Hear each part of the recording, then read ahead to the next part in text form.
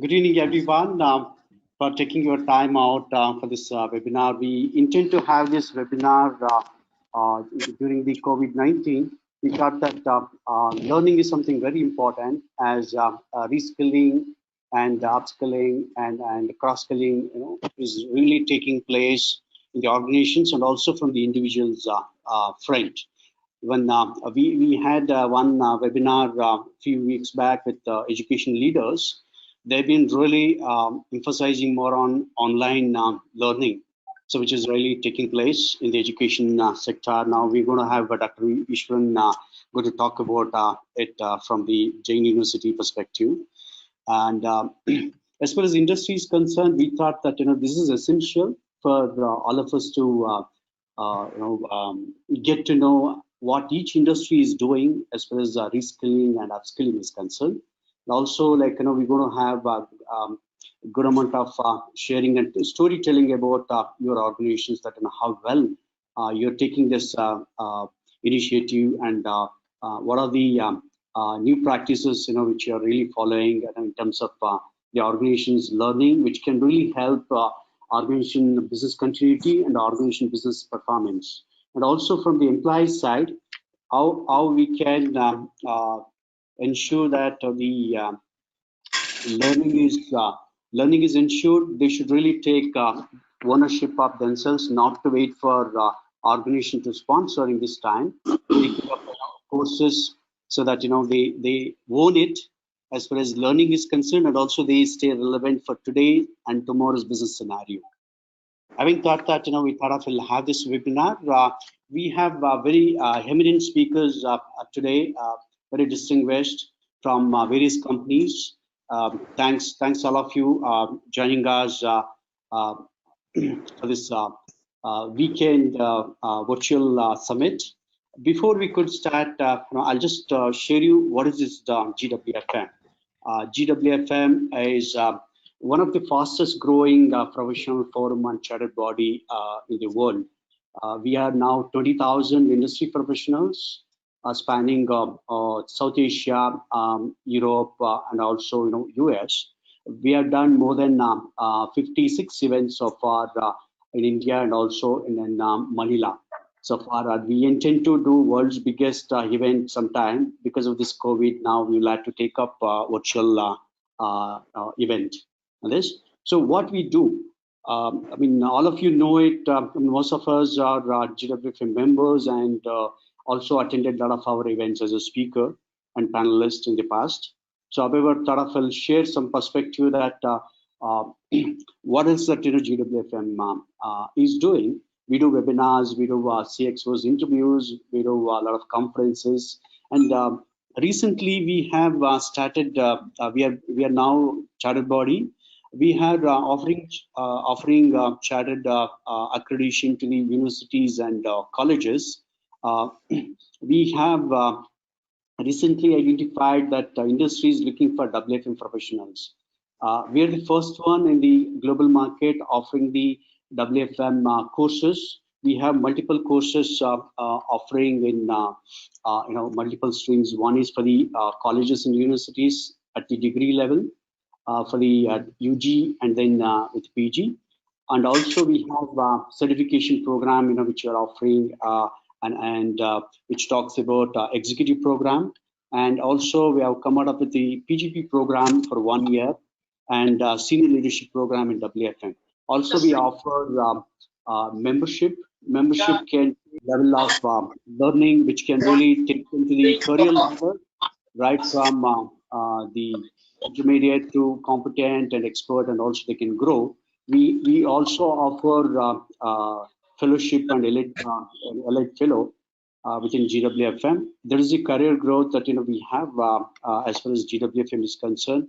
We've been offering multiple courses with more than 11 roles, which are really being very critical in this COVID-19, and also they continue to be very critical roles in the organization. We identify the need of the industry, and we offer the trying to earn model, especially for the final year students and last semester students. They're deployable right after the program is done. So GWFM has been providing a lot of platform in terms of master classes, webinars, and also like multiple business cases. Also like corporate memberships, and also the building POCs, internship programs. Also like some of the advanced program with academy and also industry perspective. So GWFM has been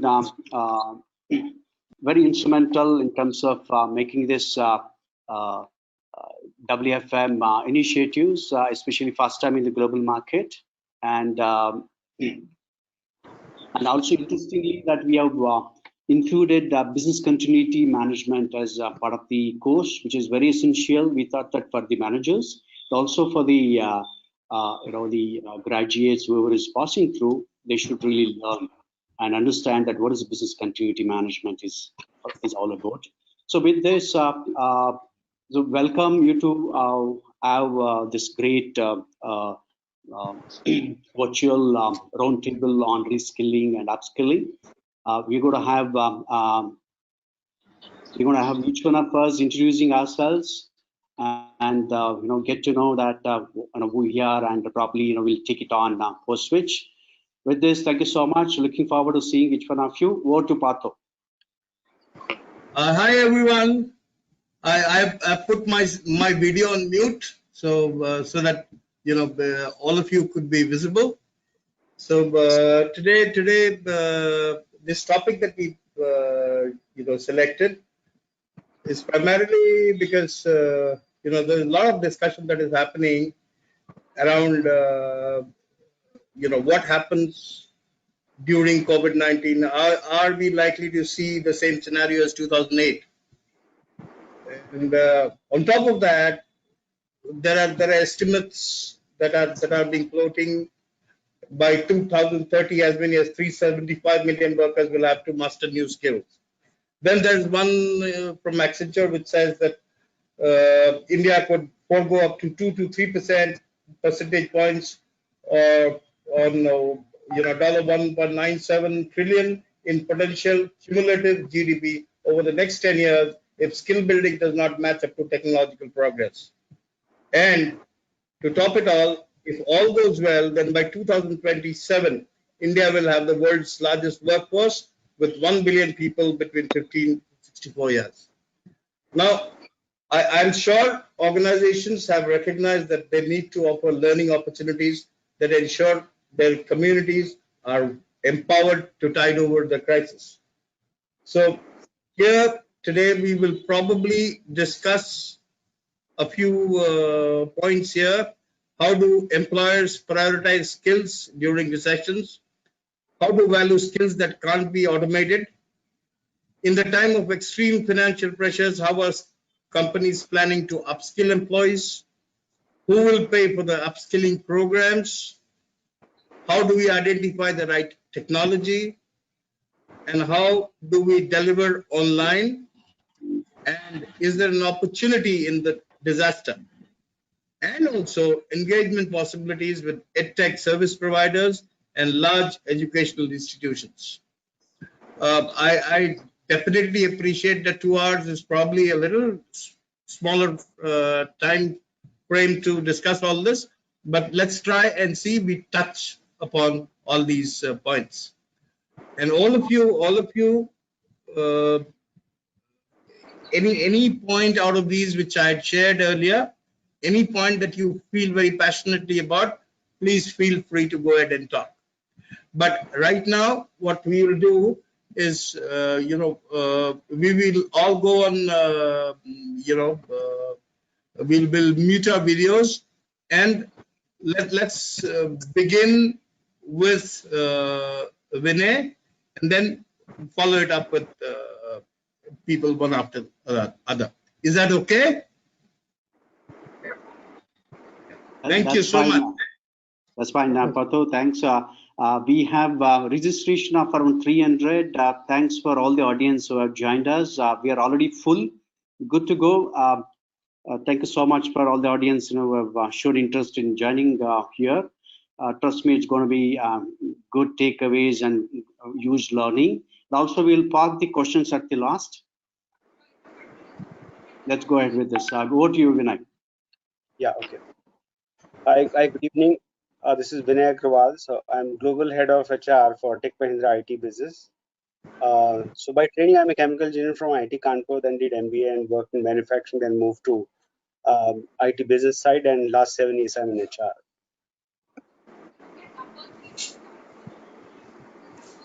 Yeah. Shall we move next? Vinay, Yeah. out of the topics that we have shared, anything that Okay. is of particular interest to you, you can start from that. Yeah. Okay. So, so first of all, in the current situation, we have done lots of learning events. So we have a series of early programs specifically to start with. We've come with something called Work from Home 101.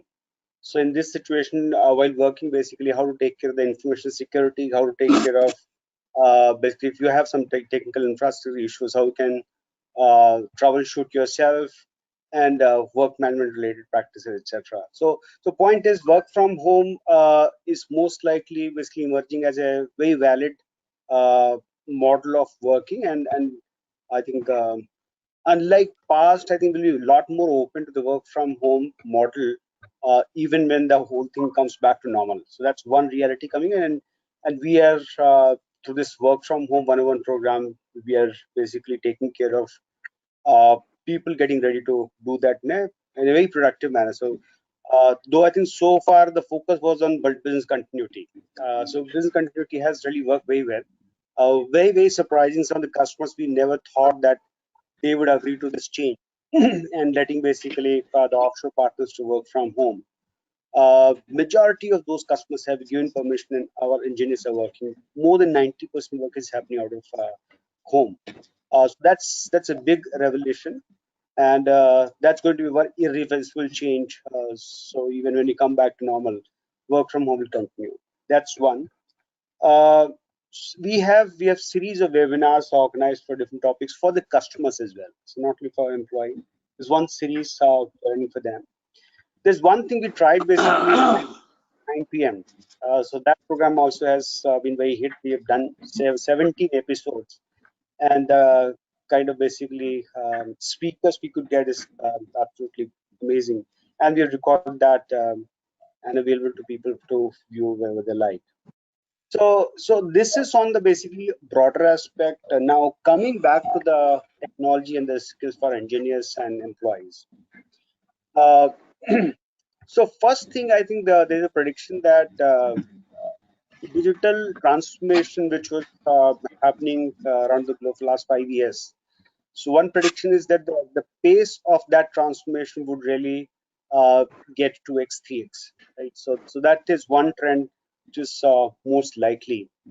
And digital transformation is kind of very loosely used by people. So I want to take a minute to really share my understanding of what the digital transformation actually means. So first thing is the customer experience, right? So I mean, Amazon probably is a role model there. So I take example of Amazon, and I think every company is trying to go in that direction. So number one, understand the current customers and the potential customer through a lot of data analytics. And then using that data to maintain the engagement of those customers. So customer experience is very, very important in terms of digital transformation. That's first step. The second step is that basically we can't create customer experience unless we streamline our operational process. So the second thing is supply technology to solve the operational process so that the experience is very good. Example I can take here is Mahindra Holidays itself. So they undertook a digital transformation journey, and so while I think the front end they of course improved for better experience, but the most important part was to streamline the backend processes. So you can't have you can just have a pretty user interface, but the actual experience will come from the execution, efficient execution of the process at the backend. The third thing is which is basically changing the business model itself. So those are the three levels: customer experience, operational process, and the change of the business model. Now, what do you mean by change of business model? An example I can pick up from the insurance industry. So insurance industry globally has been very different. It is basically very large organizations who have huge scale of operations, and therefore they have been running fairly well. They have huge cash they're sitting on, and the probability of people claiming that basically is the cost of the entire claims coming is less than what they gather through premium. So that has been a business model and working fairly well. But now this market is basically uh, is being disrupted by technology companies like Google. So Google getting into insurance is basically, and likewise some other companies, and even Amazon also getting into insurance. And they're, I think, using the AI and the other technologies. The premium and so the premium can be basically dynamically uh, changed, and the habits of the users are being tracked to see whether we should charge more higher premium. So this example of really how the digital things can really change the business model itself.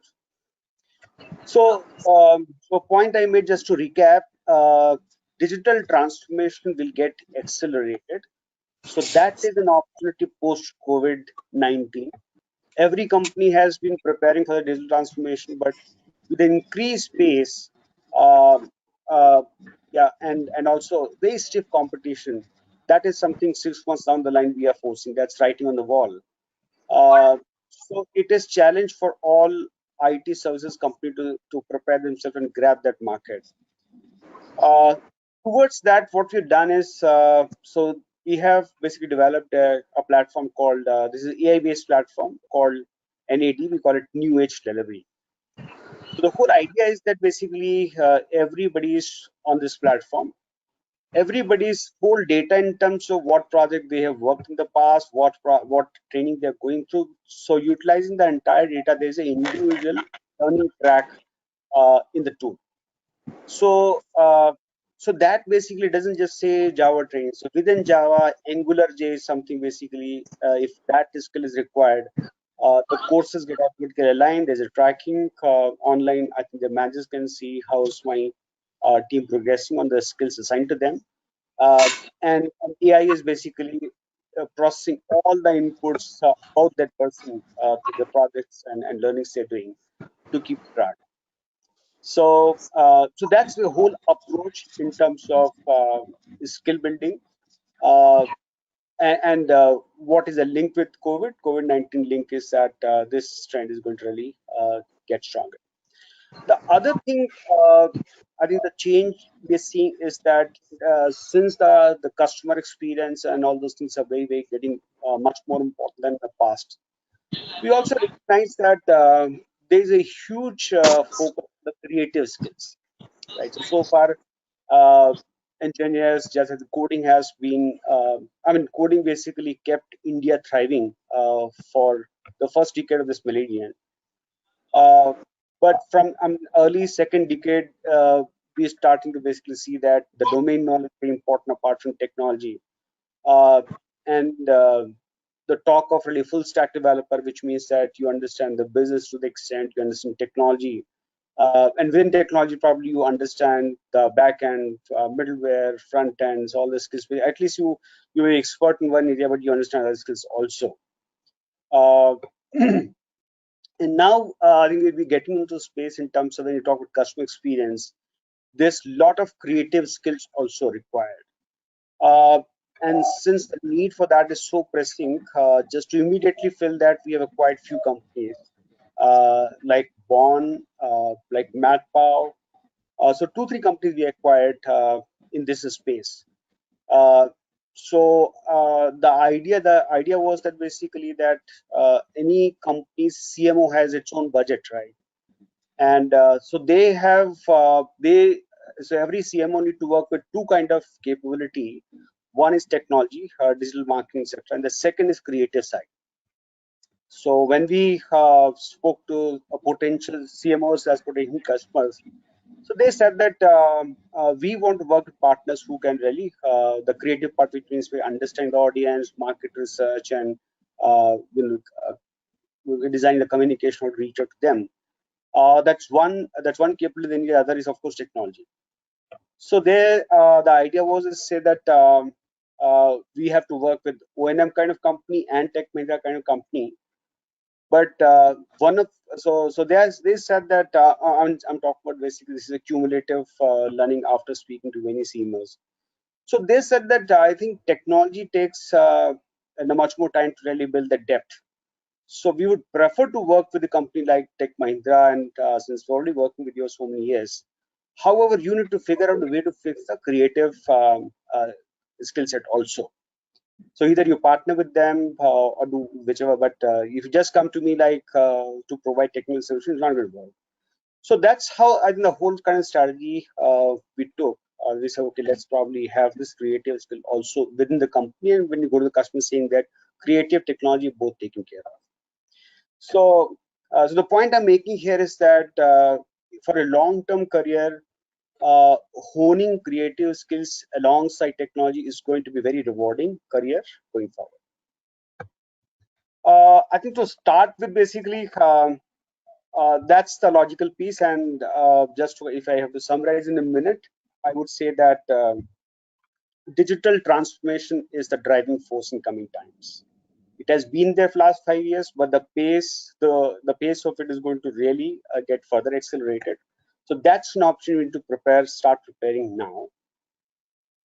Second thing I said, that digital transformation, 3 steps. So first is basic customer experience, second is operational process, and third is changing the business model itself.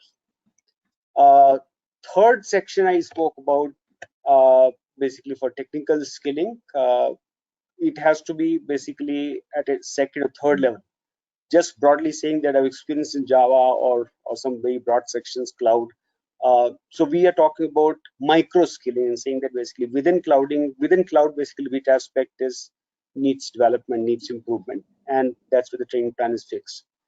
And the last one is said that that creative skills are at premium. So if somebody has that, please don't ignore, along with technical skills, creative skill combination is going to be a very, very deadly combination and very rewarding.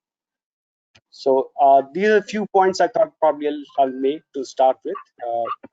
Over to Kavira. Yeah. Now, the other question, the important question is, how are we identifying skills? Which are valuable skills and which are not valuable skills in the changing circumstances. And see, there's one way to we've seen in the past that the skills which do not matter right now can be allowed to go. That's one aspect. Now, is there a concerted effort in reskilling those people who can still be usable? What is the thought of the CHRO today on this? I would now take this to Deepak, Sandeep, Rajiv to elaborate on this aspect. We're going there first. So, Rajuji, I see you getting ready. You want to go for it? You want to do that? Okay. So, to be honest, when I look back, what has happened last 4 to 5 weeks, what we have witnessed on the ground, this is that I am saying, because otherwise we have been hearing skilling, reskilling, upskilling, cross-skilling. We have been hearing this for a very long time. I mean, it's not that we have not discussed about it. The context has been different. But the reality, what could happen, probably I think we're going through now. And that has kind of opened our eyes and our imagination to the extent which we never fathomed.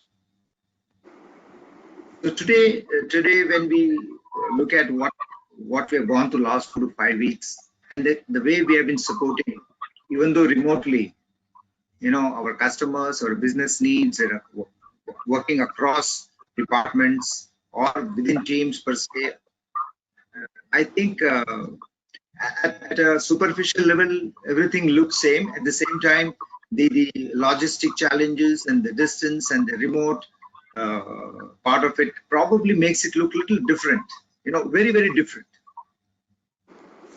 And deep within, I think we are still doing what we are doing, but the delivery, the vehicle of delivery is different. We are experiencing something, the challenges which we haven't. It's more psychological. It's more because we have been through both that channel for that way of working for a very, very long time, for decades. And probably these nuances did not occur to us then, but now that we know there are physical challenges of reaching office, reaching to a customer, just hopping onto a main road, going across the street to buy something or talk to somebody at will and at the press of a button. I think those things have kind of made us imagine things unimaginable. The great news about that is that we are yet able to do all of it, most of it, if I can say so, unless the organization is technologically challenged. I come from a technology company, and although we are a technology company, but remote work from home or remote work is not something which we really support in a big way. For whatever reasons, at least at NetMagic now we are part of NTT and NTT company, but we are an entrepreneur company. The way we have grown and being in the kind of business, customer service business, we always believed in, promoted and supported only that way of mindset of working, where we said you have to be there to be able to do the job. To the extent that the managers and also the HODs, there was a given belief that the team has to be in front of you. They need to be across the floor. They need to be somewhere close in the same building. Everybody wanting that person to be there then and there, right? But now I think all of a sudden, because these restrictions have come, suddenly we said, hey, listen, you have to work from home. And overnight, I'm talking about my division per se, overnight people were enabled to work from home. We said these are the 900 people out of the 1500 lot, 1600 lot. How many can work from home? Okay, these are the people that can work from home. And when we realized the challenge that was there, I had the good that 700 of them were having laptops. The remaining 200, within 2 days, we had to procure the laptops using our supply chain, which was anyway was our strength to those people. Get the teams to configure them and have them delivered with the help of the admin function, the other logistics, everything arranged in 2 days, despite being, having the restrictions that we had in our cities like Bombay. And within 2 days, come Monday, and everybody is online. Then, of course, the rest of the 600 people who were supposed to come to office, we said, okay, we'll not have all of them. We'll just only get the core people to be there. And 5 days later, the focus shifted from even those people did not come to office. So we suddenly, the respective HODs, then they focused on those 3-4 days. How do I reduce the footfall in my office because it is not safe?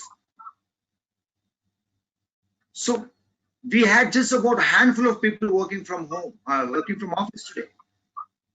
Of course, there are necessary steps where people have to be there. But other than that, I think 85% of our workforce, or maybe 90% of our workforce, is working from home. And that is something like, we never thought it will happen. I never thought, at least. Nobody saw this kind of huge, part of your employee force working from home. And what did we do differently? We are using the same tools, maybe, some video tools now, but now we realize there are some challenges there. We said, we fix that. I think so. The ability to cut short the story, it is changing the lens, changing the way we are looking at things. We are not going to do differently in terms of, the core will remain the same. It is only the outside, the layers, the UAI, should I say, the back end is of the thing that is going to change a little bit. Otherwise, the essence, the core is going to remain the same. So if you ask me what skills are in demand, I would say today, I come back to the personal skills, ability to work from remote, ability to convince people, ability to put across their point of view, ability to take people along with you, ability to comprehend, apprehend, also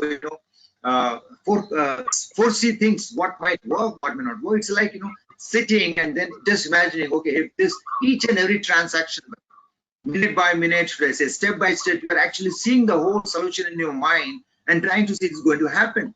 So on day one, I remember when I had my first meeting with my HR leaders, we said, guys, you are head of recruitment, you are head of employee engagement, you are head of ABC. Now list down things that anyway you are doing. List down all those functions that you are doing, which anyway you have that. Against that, write down now that you are going to work from home, which of those functions you are not able to do. And you'll be surprised, 70 to 80% of the people said these are things we can do. And then the third column came, what are the challenges? They were all purely some technology challenges, some time and distance challenges and things like that. Otherwise, then for a few days, we focused on how to get our story along, how to connect regularly, in touch, how will we communicate with each other on the fly, be available, discipline around working from home. Now we are grappling with another challenge that people are saying, hey, listen, at least the office was better. There I knew I had to work from 9:30 to 6:30. Here there is no time defined. Anytime, anything can happen. I'm spending 16 to 18, 20 hours. Now suddenly the focus is shifting to how can I improve the work balance at home itself. I don't know what to say to that. And maybe there are discussions around this point of view. I leave it at that. Rajiv, your turn now. Sure, Partha. Thank you. Are you able to hear me properly? Okay, but yeah, I think we will probably encounter a shortage of time. Let's try and keep things abridged as of now. Sure. Then we'll come back for the second round. Yeah? Yeah, sure. Good evening, everyone. Request others to just go on mute to get the required bandwidth. Request others, whoever is not speaking, to just go on mute so that we'll have the a good quality of audio and also video. Yeah. Go ahead. Yeah, sure. Okay. Good evening, everyone. I'm a part of IBM India, the CIC Future Skills program. I've been actually nearly 20 years in IBM. I've been in delivery for almost all part of my career in IBM, working for clients across across the globe, North America primarily, and even Europe and in the Asia Pacific. But for the last over a year, I've been part of this initiative, which was meant for improving the future skills, or the Reskilling initiative, what we call within the organization. Right. The intent here was to look at. We saw a trend wherein there are certain skills which were in high demand in the past. The demand is actually over a period of time reducing. Now we are seeing it's already reducing. There's a direction it is taking towards going down. At the same time, there are other skills where the demand pipeline seems to be on the other way around, where there's an increase. So that is where this initiative was drawn. It has been running for about 6 quarters now. Started from end of 2018 and it's been running ever since.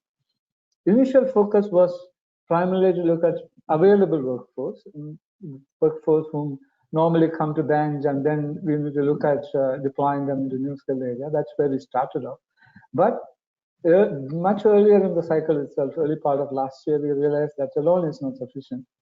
We started doing a little more proactive approach as well, by looking at practitioners who may be already in projects, how we can actually prepare them for these new challenges ahead. The process defined is, it's a well-defined identification phase, which will pick the practitioners who are right for this skill. There is a reason to suggest that, because it's not easy to have all people reskill. It's also not easy to have everyone to get reskilled into every other skill as well. So that initial identification, we felt that it's pretty key. The program itself has a learning part, of course, as well as a hands-on associated with it, because hands-on is mandatory in this. Because when you call reskill, it's about enabling somebody to work in a new technology area which they are not familiar with before. So as part of the learning, there has to be a mandatory hands-on phase, which we had introduced. And there is as well an assessment at the end of it, a formal assessment process defined by the respective SMEs or the practice leaders who are owning that particular target skill. So this has been the process that we have defined as an approach through this year, through this last 1 year or so. This also threw a different challenge for us, especially when we had to look at candidates who are part of the project working on this kind of activity. You don't get them full time to attend this training, to attend this program. So we had to define these programs and convert some of the programs into having them spending a couple of hours a day or 8 to 10 hours a week and slightly longer programs. This actually also forced us to think differently. Classrooms were not always maybe an approach that we can use for that kind of training, because you can't have somebody come in for a classroom and take the session and go back and prefer. So we had to move towards moving most of our trainings to a digital platform or a virtual kind of delivery mode. So this also happened parallelly on this front. And what sort of target skills and which are the skill areas to focus on? There was a driver of demand that we see on the ground playing a part in this as well. Demand, when I say, it can be something that we see immediately in the immediate future, or it could be something that we see slightly down the horizon, looking at the industry trends, what we hear from the client, and so on and so forth. So this has been the practice they have been following for nearly about 6 quarters now. What has COVID-19 situation changed, brought in as an additional challenge? Of course, one was about the delivery mode itself, right? It has to be digital. There is no classroom possible anymore in this new scenario. But unfortunately for us, since we had started the journey earlier, in a way, enabling people to work in virtual training or virtual programs, that kind of added as an advantage. But still, we had a few left out who were still classroom based, some of the programs, which we had to quickly convert and move them around to a virtual delivery model, and we continue on that journey. Another key aspect that has changed this thing is about what sort of training are we going to run here? What's the demand situation on the ground? What are the technologies or skills which are in demand going forward? What we're seeing on the ground is there are those hard skills what we used to define earlier, be it automation, be it digital, be it cognitive, or any of those type of skills which are still in demand. But the volume of those skills in demand, how is it going to change? The demand outlook is not very clear still yet. What are these clients going to do? How many, how the people going to, how many of these businesses are going to say ramp down or ramp up as the need arises? In the current scenario of extreme dynamic nature, to define a path or decide, okay, how many people are going to do it in the next month, next quarter, which skill is going to be, is becoming, it's forcing us to work in an extreme agile mode, so to speak. The program itself needs to be delivered or operated in an extreme agile mode. We are working very close to, we have a workforce management team within the organization which actually tracks the upcoming demand, the upcoming resource availability, demand outlook, those ones, and defining which are the skills where we are seeing a shortage of supply, which are the skills where we are seeing an excess supply. We are constantly working with them, very closely working with them, and doing a replanning of the reskill planning across, more like on a weekly or a monthly kind of replanning that is needed. This is the way we are looking at it. We think this particular trend is going to continue for some time until we know for sure things are stabilized, the businesses are back to running mode. They are able to kind of define or decide on which path they're going to take in terms of the future IT landscape of the work, their own business priorities. The current pressures of most of the clients are able to ensure that they are able to run their current business as is. I'm pretty sure many of them are looking at how better prepare themselves in a delivery model that we are seeing today, where in their workforce has to work remotely or in a virtual mode. Right? And the third aspect that I see as that's going to come forward as a key challenge going forward is, I heard one of the other panelists mention this about this he mentioned about multiple skills, minute level of skills. I would call one the challenge we have been seeing here is the era is over of somebody who having just one primary skill or one particular core skill. This is about this challenge of this today is looking. This is a trend that we see on the ground is multiple skills. Somebody who's able to do a development and testing at the same time, or a full stack developer we call it. Somebody who's able to work on the front end, the middleware, as well as on the back end. In cloud platform, somebody who's able to be able to work on multiple cloud platforms, right? These are kinds of skills that need for working having multiple skills. Actually, the new scenario has enhanced much further, especially because in the office environment with the team working together, you always had somebody to help each other at the next if you have a challenge.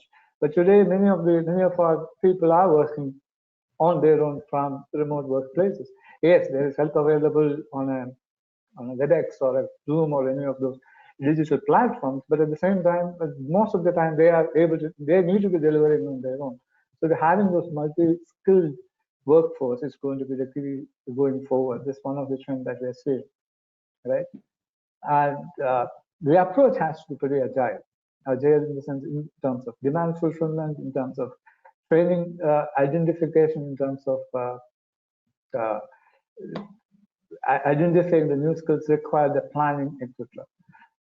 Even from an employee perspective, actually, so because of the environment is going to be quite dynamic, you need to be watching out for the current skill level where you are, where the demand is going to be, and look for opportunities where you can apply yourself further and learn some of these new ideas coming in. We also try to tap into a certain. One thing we realize that in the new model of working, some of the people are going to be overloaded compared to before. We know that in the general scenario in the new, because though people are used to working from home in the past, but the entire workforce working from home, your clients, your partners, your all the whole delivery workforce working from, including their end client, that was a scenario which we are not prepared for. So it obviously put some extra pressure on the team in the shorter term. Some of the key guys, maybe for a much longer period. But at the same time, it also opened up certain avenues that some people were not fully occupied, or some people had the time on their hands to kind of maybe look at additional activities. So this was another group that we tried to kind of tap into and see whether they can be converted, they can be better use their time in terms of getting into some of these planned activities and the programs that we have planned for. These are some of the steps that we have taken so far that we have seen. As I mentioned earlier, this seems to be a pretty dynamic area as we move forward. We do have a program that we have started off, which has been running well for about 6 quarters, but we feel there is a need for tweaking it and replanning and reprioritizing and modifying it, staying very close to the demand situation that is unfolding in front of us as we move forward. That's it from my side at this point in time. Thank you. Thank you, Rajiv. Now, as I said, Murli had to leave. So, if Murli is available, Murli, are you there? Yeah, I'm here. Yeah. So, Murli, basically, as the talent development, teams in various organizations, how in these times, companies when budgets are under pressure, how companies are planning to upskill employees and L&D professionals' point of view. And someone can go on mute in the video so that Murli can come up. And it takes only. Yeah, Murli, if you could come on to the video.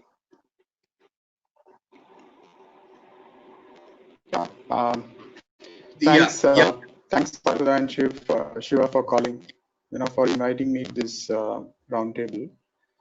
Sorry, I had an audio problem. I just couldn't hear the other speakers. But I think I just got the gist of what we are discussing here. One is about skilling, reskilling, and how the pandemic has either accelerated or affected this program. So I'll speak from Virtusa's experience. I work for a company called Virtusa Corporation. Virtusa is 1 billion plus in revenue into digital services, and we are headquartered in the US and have offices across India, Sri Lanka, Singapore, Australia as well. So I think one thing that we did was, especially to prepare ourselves for this digital, digital marketplace, right? I mean, there's a lot of demand in the digital space.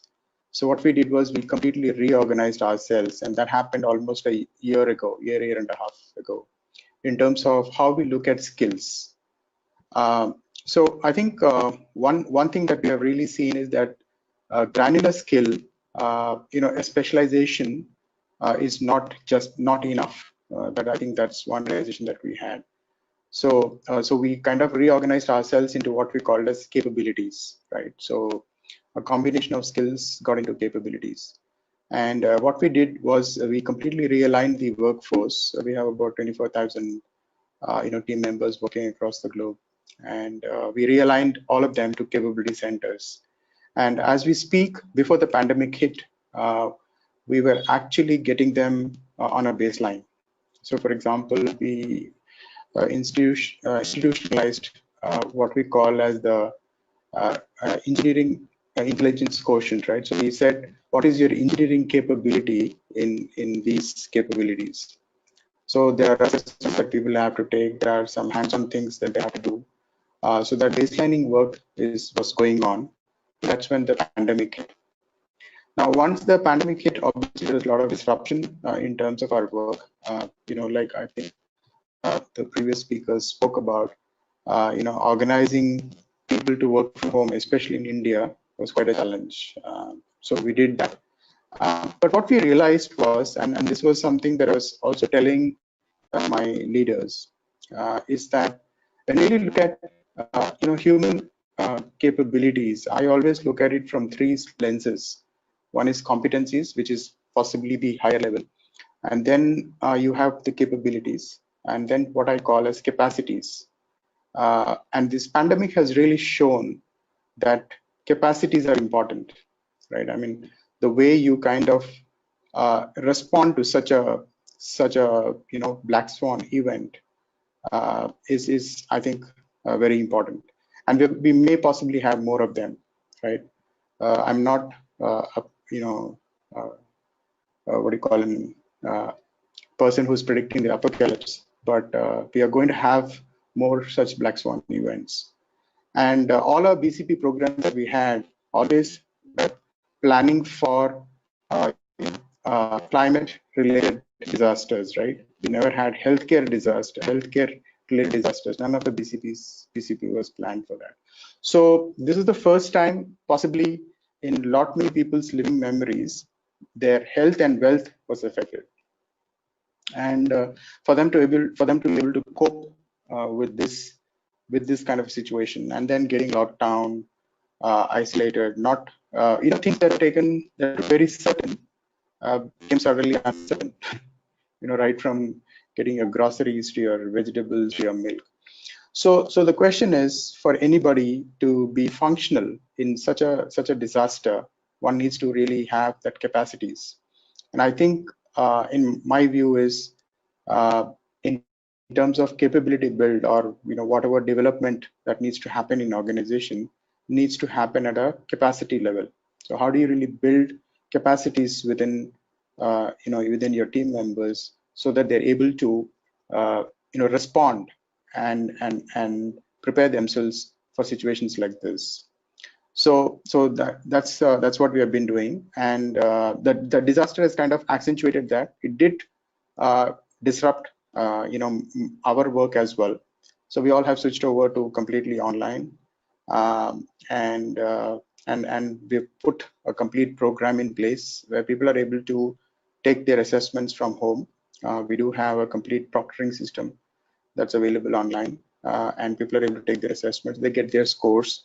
They know exactly where the gaps are, and then they also know how to actually, what kind of skills and knowledge that they need to acquire to kind of close those gaps.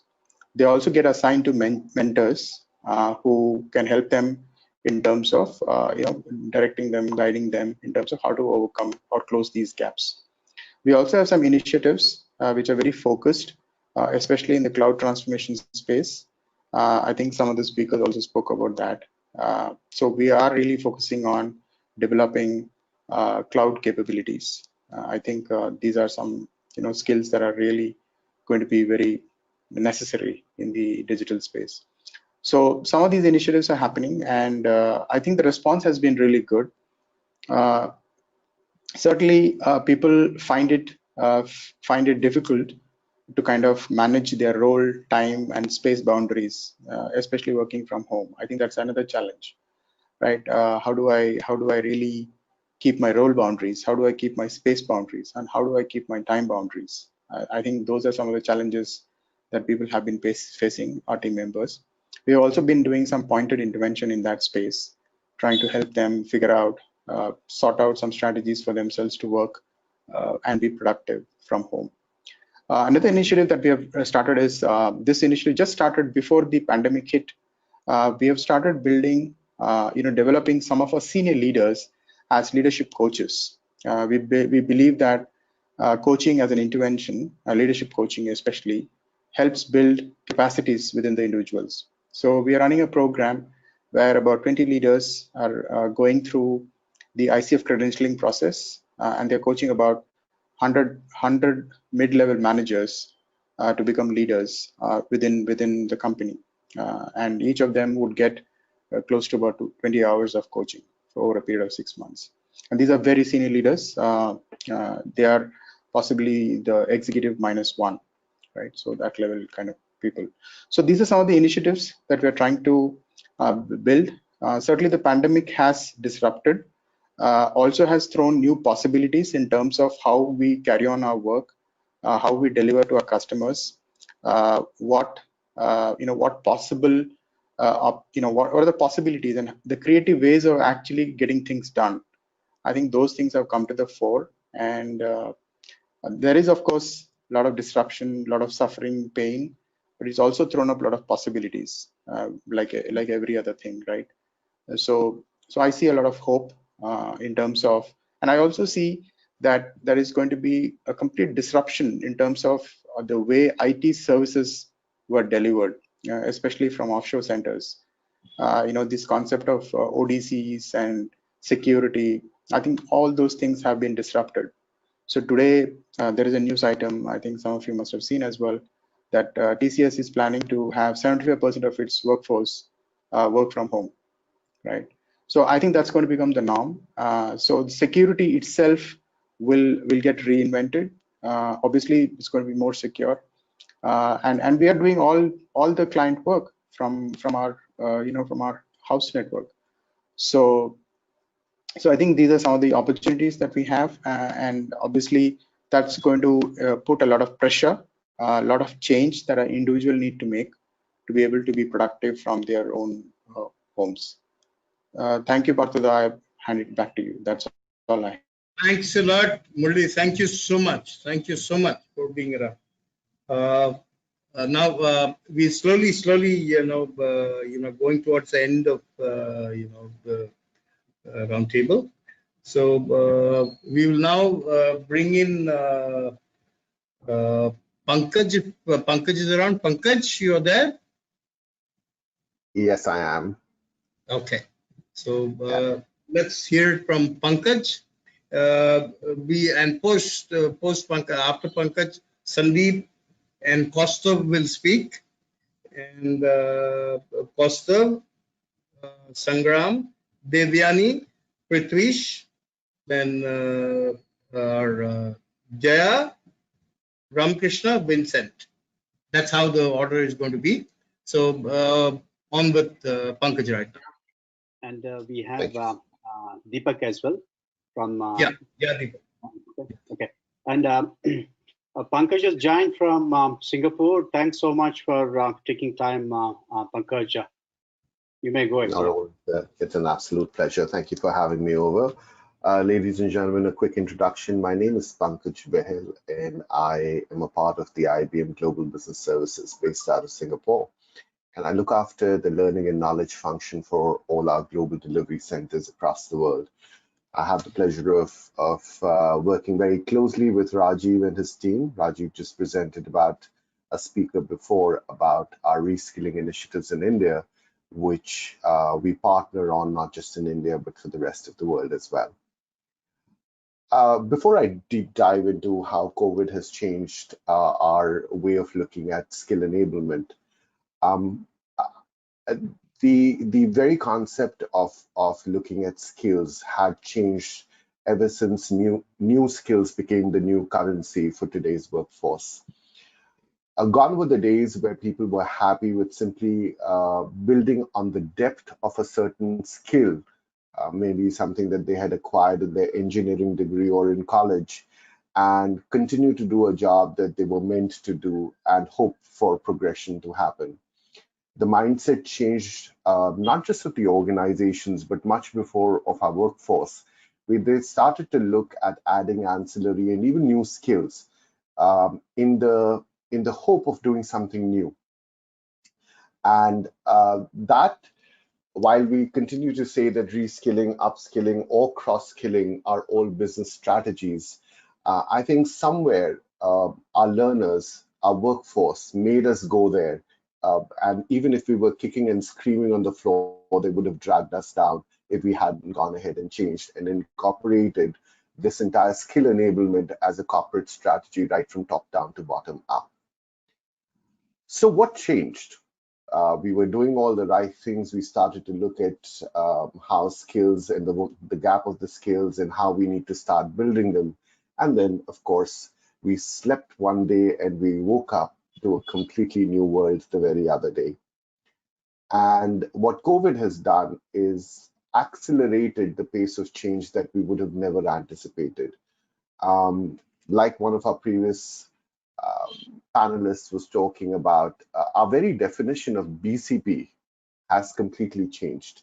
This is not what we had ever planned for, and there is no going back. Will this become the new normal? A lot of our esteemed guests talked about we would definitely not be going back, and probably a part of how we operate, how we deal with within the organization, with our clients, with the market, some of it will continue. I doubt if anything is going to go back to what it was in Q4 of last year.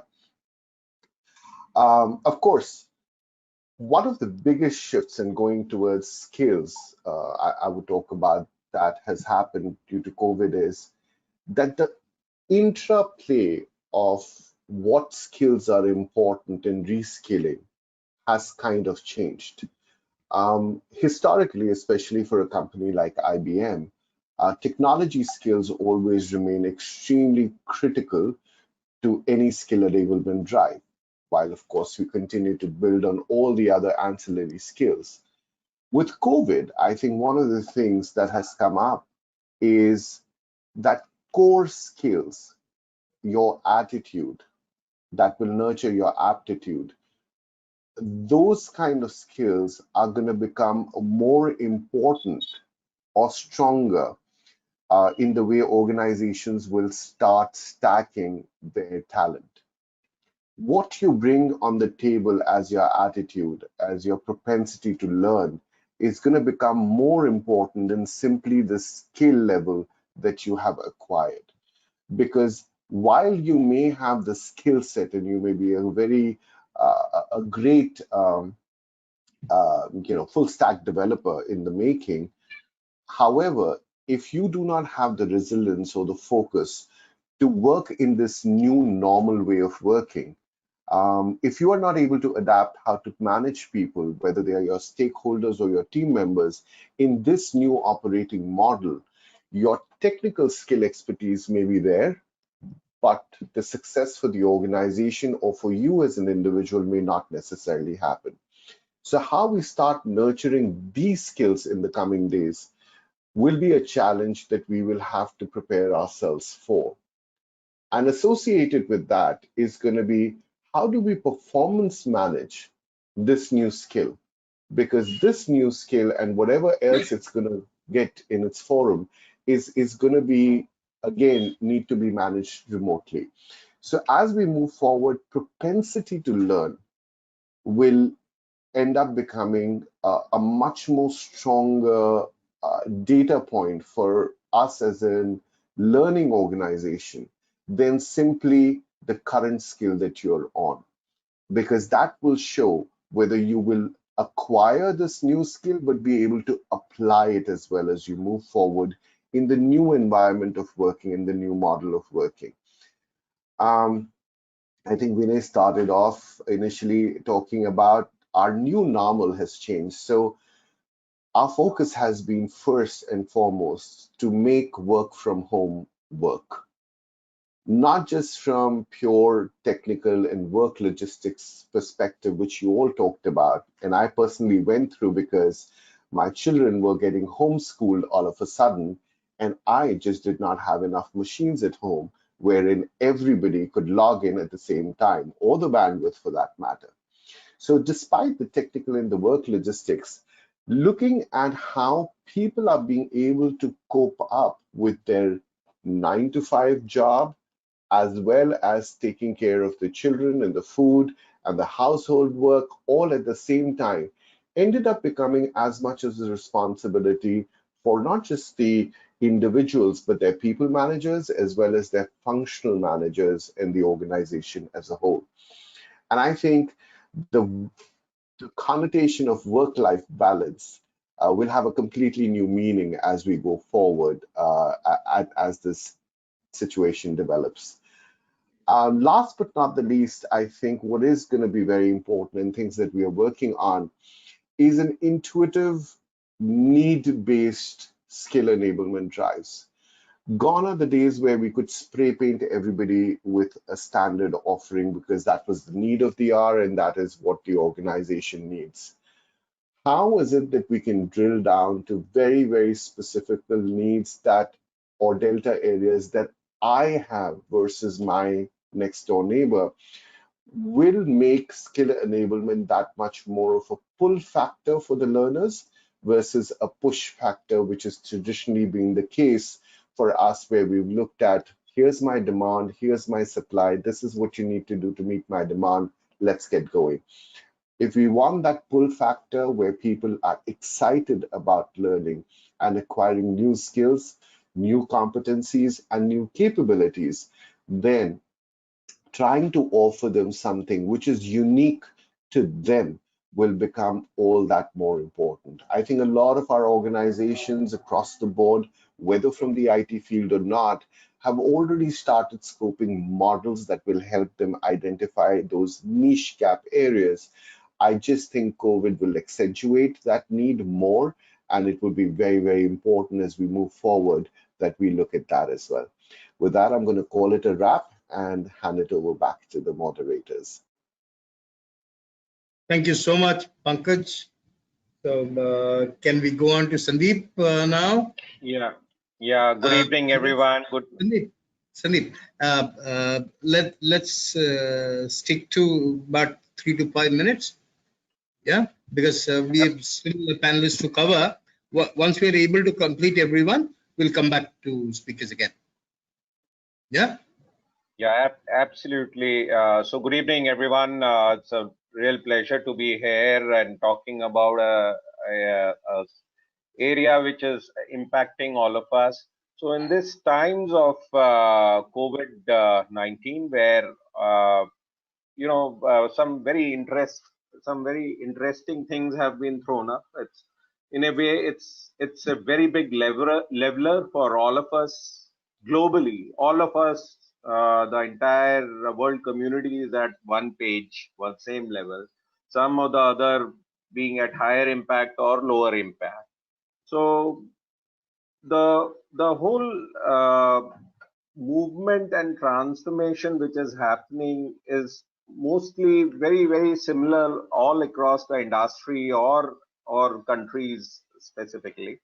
So where we move from WFO to WFH, which is work from office to work from home, Well, as Vinay said in the beginning, there are a couple of broad areas which are getting impacted. Is one is your business model, then customer service engagement, customer engagement, and then people engagement.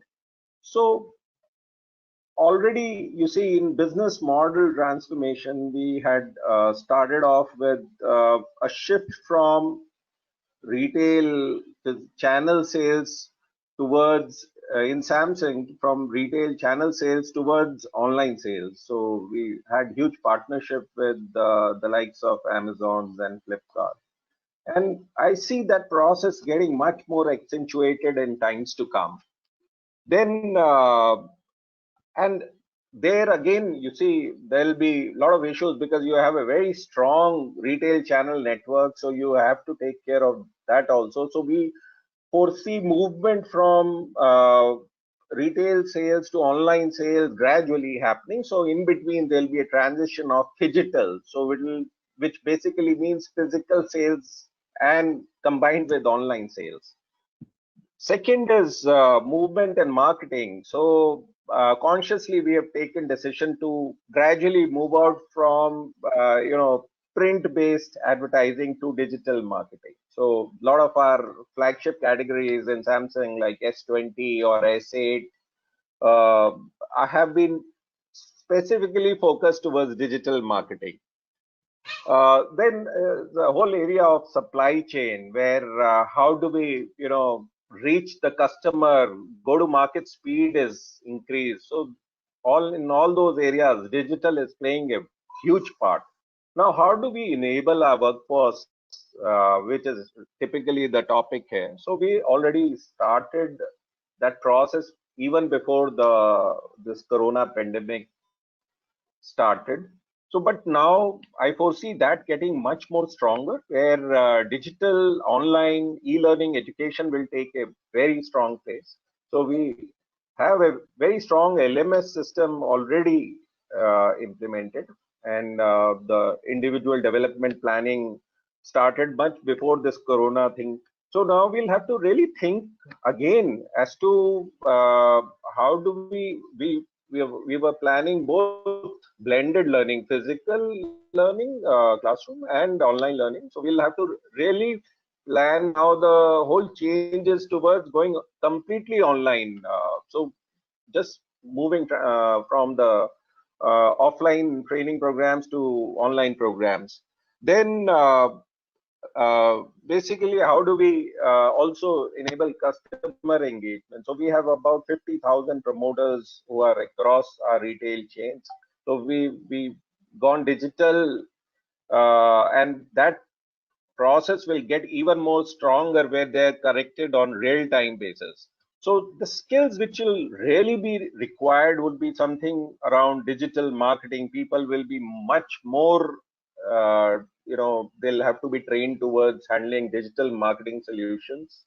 Then the whole process of how do we drive the sales, and the whole enablement process for these movements will have to be taken forward through online learning. Now in online learning, we have very strong LMS portal where there is an online university called Samsung University, where you have plethora of courses from say lynda.com or Harvard Management or Udemy or Coursera. So employee has the flexibility to choose from there.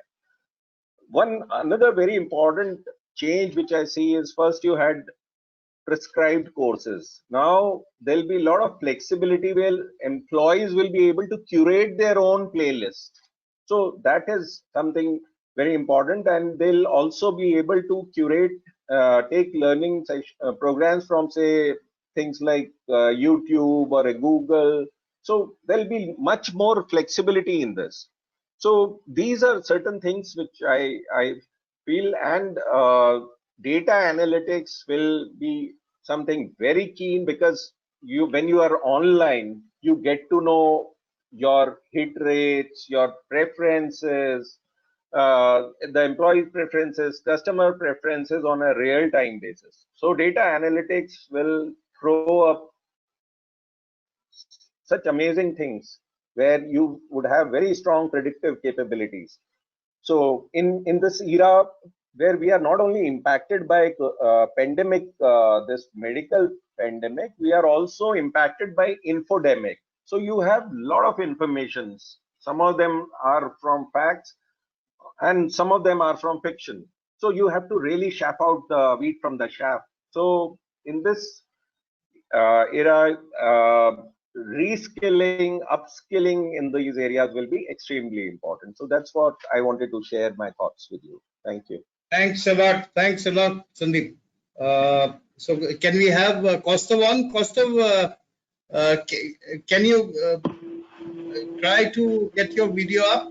Or somebody from here can try it? Yeah. Kaustav, Someone can, try it now. Let me try. Let me try. I have someone can, muted my video. Okay. Thank you, Debjani. Much appreciated. Can you see me? yes, very Yes, much. yes. Yeah. Go ahead.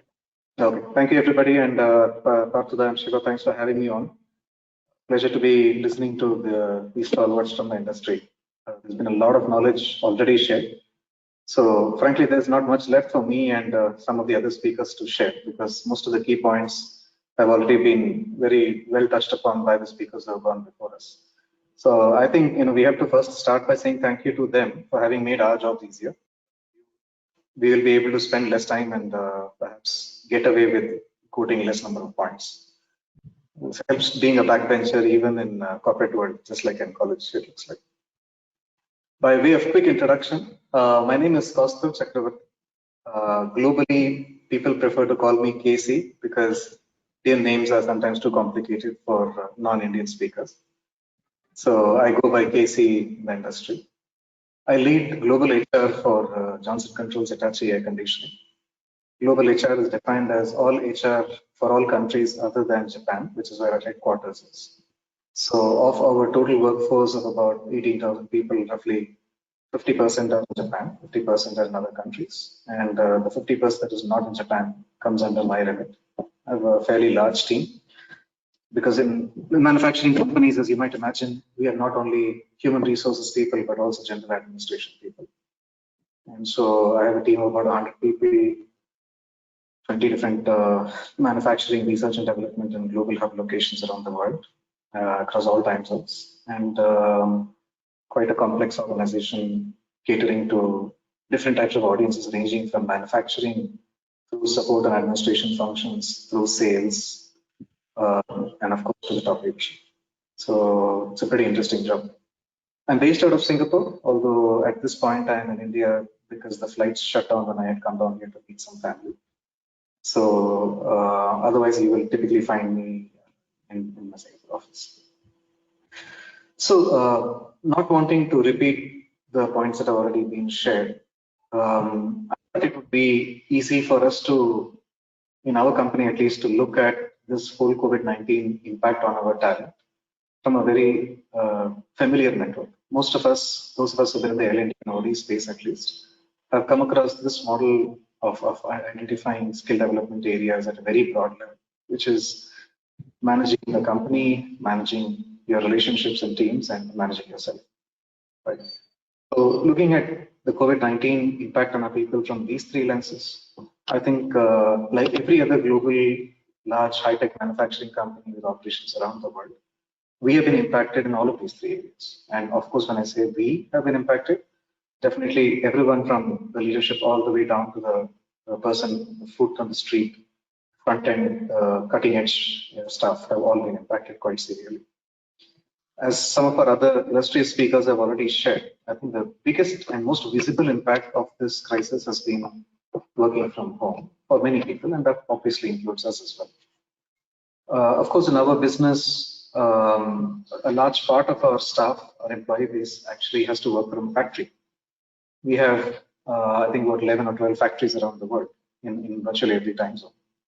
And so what we faced in our organization and others like us was slightly different from perhaps what some of the India-specific organizations or India-heavy organizations might have faced.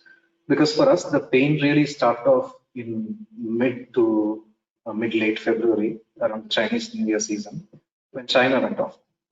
we had several plants in China, and it was horrifying to see one by one the lights flicking off in the world map. Suddenly, plants go off incommunicado, production drops. Of course, everybody is running helter-skelter. The leadership is all trying to figure out what's happening, but what you realize is that the situation is evolving so rapidly that there's just no way to predict what is going to happen the next hour, forget tomorrow.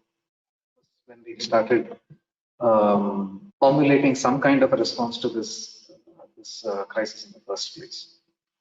So fortunately, we didn't have a plant in Wuhan or the Hubei province, but we did have plants in Guangdong, which is I think about 1,000 kilometers away. We had plants in Anhui, in Wuxi, in Wuhu, which are neighboring provinces. We have a large operation in Shanghai. We have a large operation in Beijing. So each of these kind of cascading, the wave of coronavirus hit each of these places, and so we had to very quickly figure out how to put people on work from home, what to do with our workforce, most importantly, how to keep them safe, how to keep our employees safe. So there was a lot of learning that we took away from that.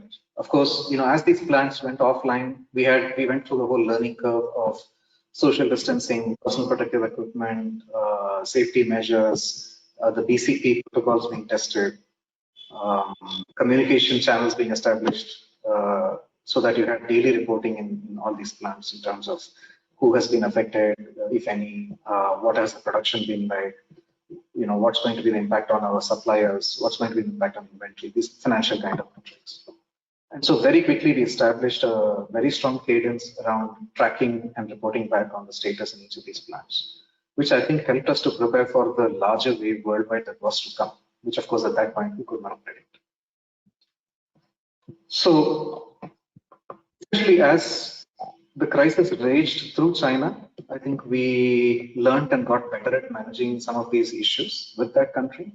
And so there was a bit of a lull for those of us who have been through this and who had similar experiences. You will recognize what I'm saying. That around the beginning of March was when we started seeing China kind of limp back to normalcy, the first 6 or 7 days of March.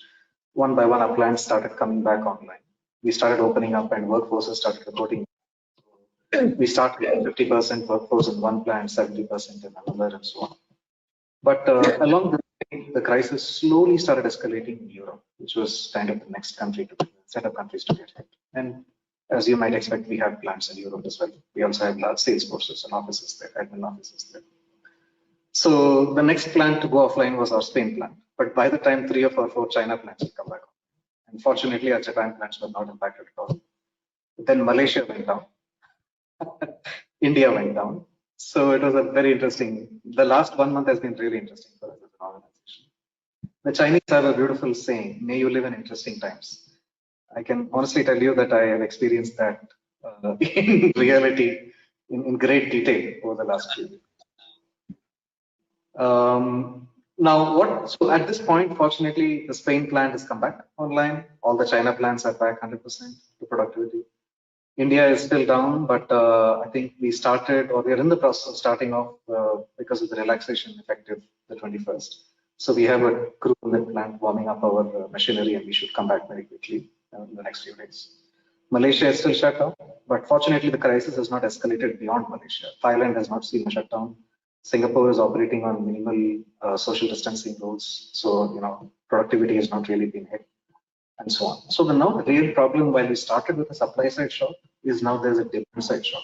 As you might expect, our business has been severely hit across most of our customer segments. Suddenly, we are in the business of air conditioning, which means home construction, office construction, retail, healthcare, hospitality, travel and transportation, airports, bus stations, railway stations.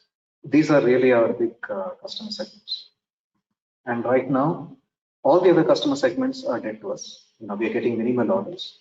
But in most of our ongoing construction projects, we have been designated as an essential service because the safety and security of the workforce in those ongoing projects is directly tied to our services, and therefore we continue to operate those. And not so surprisingly, healthcare has come up as a huge upsurge in demand for us because of the number of hospitals that need support, the extensions and expansions that are happening, reconfigurations across the world, and so on and so forth. So the context of our business is changing. Now that is the context in which we in our company need to look at skill development, upskilling, reskilling, all of these words. So when I say managing the business, managing our relationships and teams, and managing our people, how does that kind of boil down to this? So bottom line up front, there's a military term called bluff, which I always prefer to use. So I will leave it the bottom line. For us, there are basically 3 areas where we've seen impacts. And I shortened this into an acronym called ACE or ACE, right? What is this ACE? A for action bias, C for communication, and E for empathy. These are the 3 areas where we have seen a huge shift in the way that we need to operate our business. So how does it boil down to in terms of actually impacting our day-to-day work? Right? Now, all of a sudden, we are realizing that business still has to go on. We still have to pay our employees, as at least those of us who are doing work from home, our salespeople who are still trying to keep in touch with their customers. So the difference has been in terms of how we communicate with each other and how we communicate with our stakeholders. So that means a lot of our employees now are having to work virtually, just as many of our prior speakers have already shared. There's, as you might expect, a significant amount of video conferencing and virtual conferencing happening. But how does this pan out for us? Now, formally, we had a plethora of these technologies being implemented. We had in the same organization, Skype. We had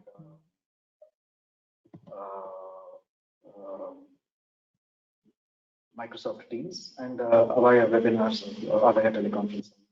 All of them being used simultaneously. This was causing a huge amount of problem. Thanks to some of the challenges that this particular crisis has imposed, the whole company has kind of pivoted on a dime and started using Microsoft Teams.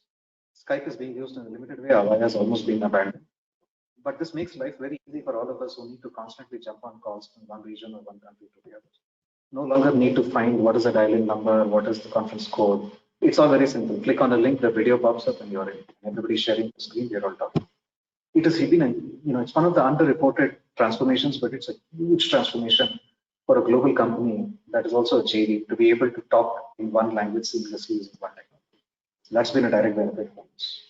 Similarly, our salespeople have had to start using different types of methodologies to interact with their customers. We're still making pitches, we're still supporting our customers technically. We're still doing training for our customer technicians. But only difference is instead of doing it in our technical training centers, which we invested $100 million to build and so on. Now all of that is happening on Skype, it's happening on Zoom, it's happening on Teams, it's happening on some other video technology. And what we're realizing is that that is possible. In fact, in today's situation, that is the only thing that is possible. It's no longer in most of our countries legally feasible to bring people into one room and to train them. It's also not safe. We want to make sure our employees are safe. Right? So communication has been significantly transformed. Secondly, in terms of action bias, as an organization that's predominantly Japanese, we are very well known for having rigid processes, highly documented and step-by-step kind of approach to do anything. But what this crisis has taught us is that when your house is on fire, you cannot follow standard operating procedure. You've got to figure out how to thread the needle on the fly. You have to build the airplane as you fly.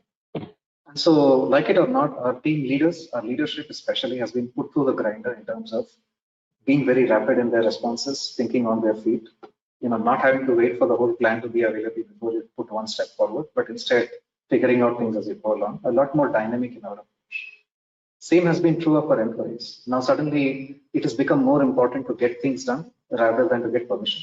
So oftentimes we realize our employees are taking the right decisions and then asking for forgiveness later. The entrepreneurialism that we need to see during this particular time, thankfully, is actually emerging. Our people are stepping up and doing their job. So this crisis has been a wake-up call for us, a reset in terms of how we operate as a global conglomerate. And I believe that's a great positive, notwithstanding all of the other challenges that we are all facing as a community and as a company. So that is from an perspective. Also, we have become more global. We have to operate from a 24/365 perspective. No longer can we afford to say my shift is over, I'm going home. Sometimes you need to sit in one country and talk to 3 other countries that span time zones on either side of you. And the only way you can do that is by scheduling a call in a time zone for yourself, which is uncomfortable. You have to do that. So as you grow, you have to take on some of these challenges and continue to balance your life rather than looking at some rigid concept called work-life balance. And I think our people are learning that. Our leaders are learning that, and our employees are mid-level managers are learning. Thirdly, in terms of empathy, and this I believe is the biggest advantage that we have gained out of this whole exercise. What this has forced us to do is to realize that each and every person in the team is a human being. And so the challenges that one of us face are equally the challenges that everybody might face at one time or two. To give you a simple example, if I'm doing a call from home and suddenly there's a small cry of a small child in the background, or family argument about why the washing machine was switched on too late or something like that, then my colleagues will understand. Now I have a confidence, because they will, the next day one of them will have the same argument with their family while they're calling. So suddenly this crisis has brought to the forefront the simple fact that we are human first and resources later. And as a human resources professional, for me, this is very rewarding. So from a upskilling and reskilling perspective, while our colleagues have already stated in great detail the technical and the larger aspects of this, I think fundamentally for me, the two biggest advantages that this crisis has brought forward in our people is to highlight, number one, that we need to be technically able. In today's world, if we don't know how to learn new technology, people will design technologies. Workday will be designed by somebody.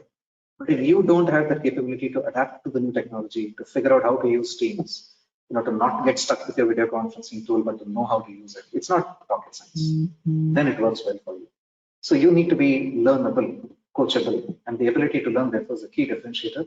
I've been sharing this in seminars for 3 or 4 years now, but now it's really hitting home hard, and people are realizing that between a great employee and also ran, that is one of the key differentiators. Secondly, is the ability of organizations to build resiliency in their own operating structures. So having this rigid, process-driven approach no longer works. We have to be more outcome-driven. And to the extent that we are able to change how we operate on a day-to-day basis to respond to current challenges, we'll be better. And finally, like I already said, empathy is extremely important. Leaders are learning that there is a difference between a great leader and a supervisor. The great leader is able to coach, manage, empathize with, align to purpose, and keep their employees motivated and engaged. And so personally, for example, as compared to before COVID, PC and AD, if you can say, before COVID and after this tragedy, the difference is that I spend a lot of my time these days doing one-on-ones. FaceTime has become extremely important. I had to get into one-on-one coaching with 2 or 3 of my exec leaders in the morning. There's a lull in the afternoon, and I can probably have a siesta. And sometimes I do, because I need to work pretty late in the night as well. And starting from 6 in the evening, the US comes online, Europe is online. So I spend a huge amount of time coaching people in those time zones to make sure that we are doing everything that we need to do. And these are all capable people. Its only problem is that these are situations that have been unprecedented. Nobody knows how to deal with them. So having someone there to support you and to throw your ideas around and point you in the right direction, keep you honest, is extremely important at these times. So as leaders, I think these are the jobs that we need to perform. So learning opportunities abound for everybody. I think 2 or 3 months later, we will have the time to look back and say, here are all the specific things that we learned from this exercise. But how does cross-skilling and upskilling work in these times? I think it's really up to the employee to figure out what they need to do to get to the next point and to achieve the next goal that they need to do. And for the managerial community to step up and coach and support. From the OHI standpoint, supportive managerial behavior is extremely important at this point. So that would be my summary of this situation. Thank you. Back to you, Barbara. Now, there is on one side we have all of you from the corporate segment. We also have facilitators from the other side, which is the academia. Like there are various large institutions which are working very closely with corporates to collaborate on their upskilling and reskilling efforts. Now we have with us Dr. Ishwara Nair, who is the Dean and Director at Jain University, and we are fortunate that Jain University is a big support system for GWFM, and all the major initiatives that we have taken, Jain University has always made it a point to collaborate with us on that. So I'd now bring in Dr. Ishwara Nair to talk about his perspective from the academia on upskilling and reskilling efforts. Sir. Thank you, Parthoda, and thank you all learned members from the L&D team from the industry. Perhaps I am the only odd man out uh, because all of you are from industry. I am representing academia. Just to give a brief about what is Jain Group. Jain Group was founded by our visionary chairman, Dr. Chenraj Rajan. In fact, he was a very successful businessman in textiles. He forego that business, he gave it to his brother, and in the year 1990, Bhagwan Mahavir Jain College was formed as an education institution from, as an affiliated college of Bangalore University, and the theme was to create entrepreneurs, if you are a job seeker, entrepreneurs, and contribute to nation building. Year on year, from 1990 to 2020, we grew strength by strength. And today I am proud to say that we have 80,000 students spread across India, and we have 80 plus institutions. That is a brief about Jain Group. I am Dr. Ishwaran Iyer, and I was a dean for Bhagwan Mahavir Jain College, which got the university status by the central government order under Section 3 of the UGC Act.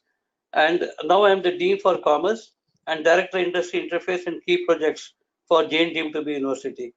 We are among the top 50 in India, among the 850 plus universities in India, based on the NAC ranking.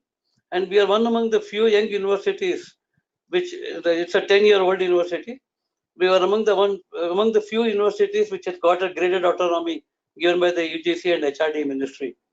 Being deemed university in nature, we were able to bring in the industry to the corporate or the industry to academia, and we have been able to design courses that only because of the flexibility of being your own university. But then I think COVID-19 was much beyond that. Why I wanted to tell you is, conventionally, most of the teachers, I'm talking about the academic fraternity, they were looking only into the chalkboard or the blackboard, and none of them even felt that online teaching is possible. Perhaps for people like us who are from academia, it was only seeing that Baiju ad where he comes and shows an algorithm how it can be done through online, or Shah Rukh Khan coming and telling you download a Baiju app and you'll be able to learn. But COVID-19 definitely was a jolt, and people from the academic fraternity who were thinking that only classroom education is possible, they adapted. And I'm proud to say that Jain was one of the pioneers to venture into Zoom platform or into Google platform or go to webinars. And we were able to conduct classes online right from the day Karnataka government declared. The next day, after the government declared that lockdown was there, we started doing it.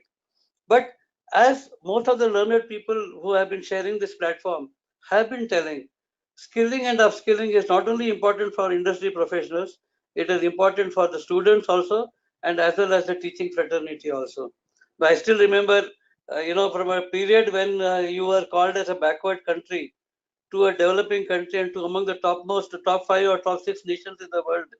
Knowledge, skills, and research are three important components for any economy to grow and sustain.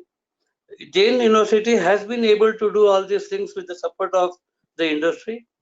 We have programs in emerging areas. We have programs in skilling. We have programs using our online platform, which is called as JX. We have tied up with industries, especially to have programs related to, I think, many of my learned colleagues who are panelists here, they were sharing about big data, they were sharing about artificial intelligence. The teachers are trained, the students are trained, and we also have platforms for the industry fraternity to give them the required qualification from the university perspective. I have only 2 or 3 suggestions which I would like to share, because people from the industry are more relevant and more tuned to the need of the future. From an academic perspective, it's my request to all the industry panelists here that you please join hands with universities like us, give the required platform not only to the industry professionals and freshers joining, but also for graduates, whether from engineering or from management or from sciences or from humanities, because that is where we can reduce the skill gap, make them industry ready, and make them employable. Perhaps the one biggest asset what India has are the youngsters. We are a very young population, and at the same time, I think we are one of the best in the world when it comes to knowledge and skills.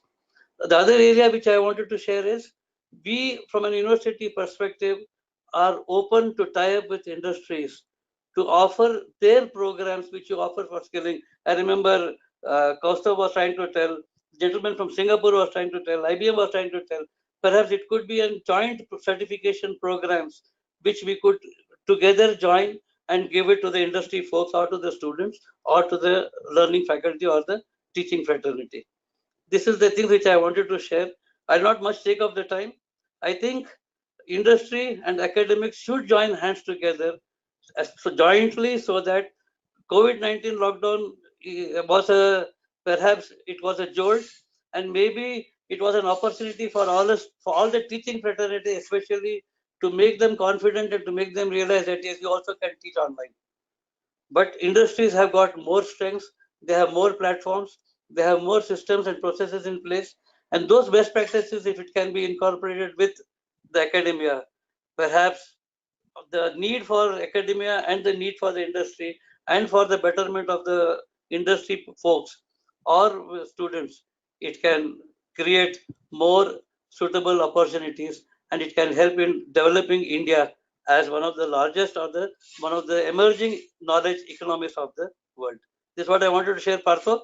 I think I thank each and every learned L&D member from the industry to have given their thoughts, and it has been really an eye opener for many of us because we could know that what is happening in the corporate world, we were able to get all their inputs.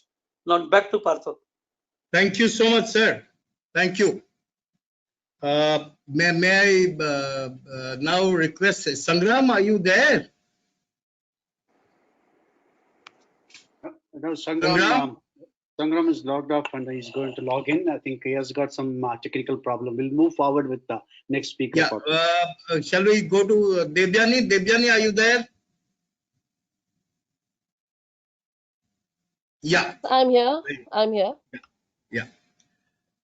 So, Thank you so much. Once again, a good evening to all my esteemed colleagues out there. This is Debjani Roy, 26 years in the industry in hardcore HR.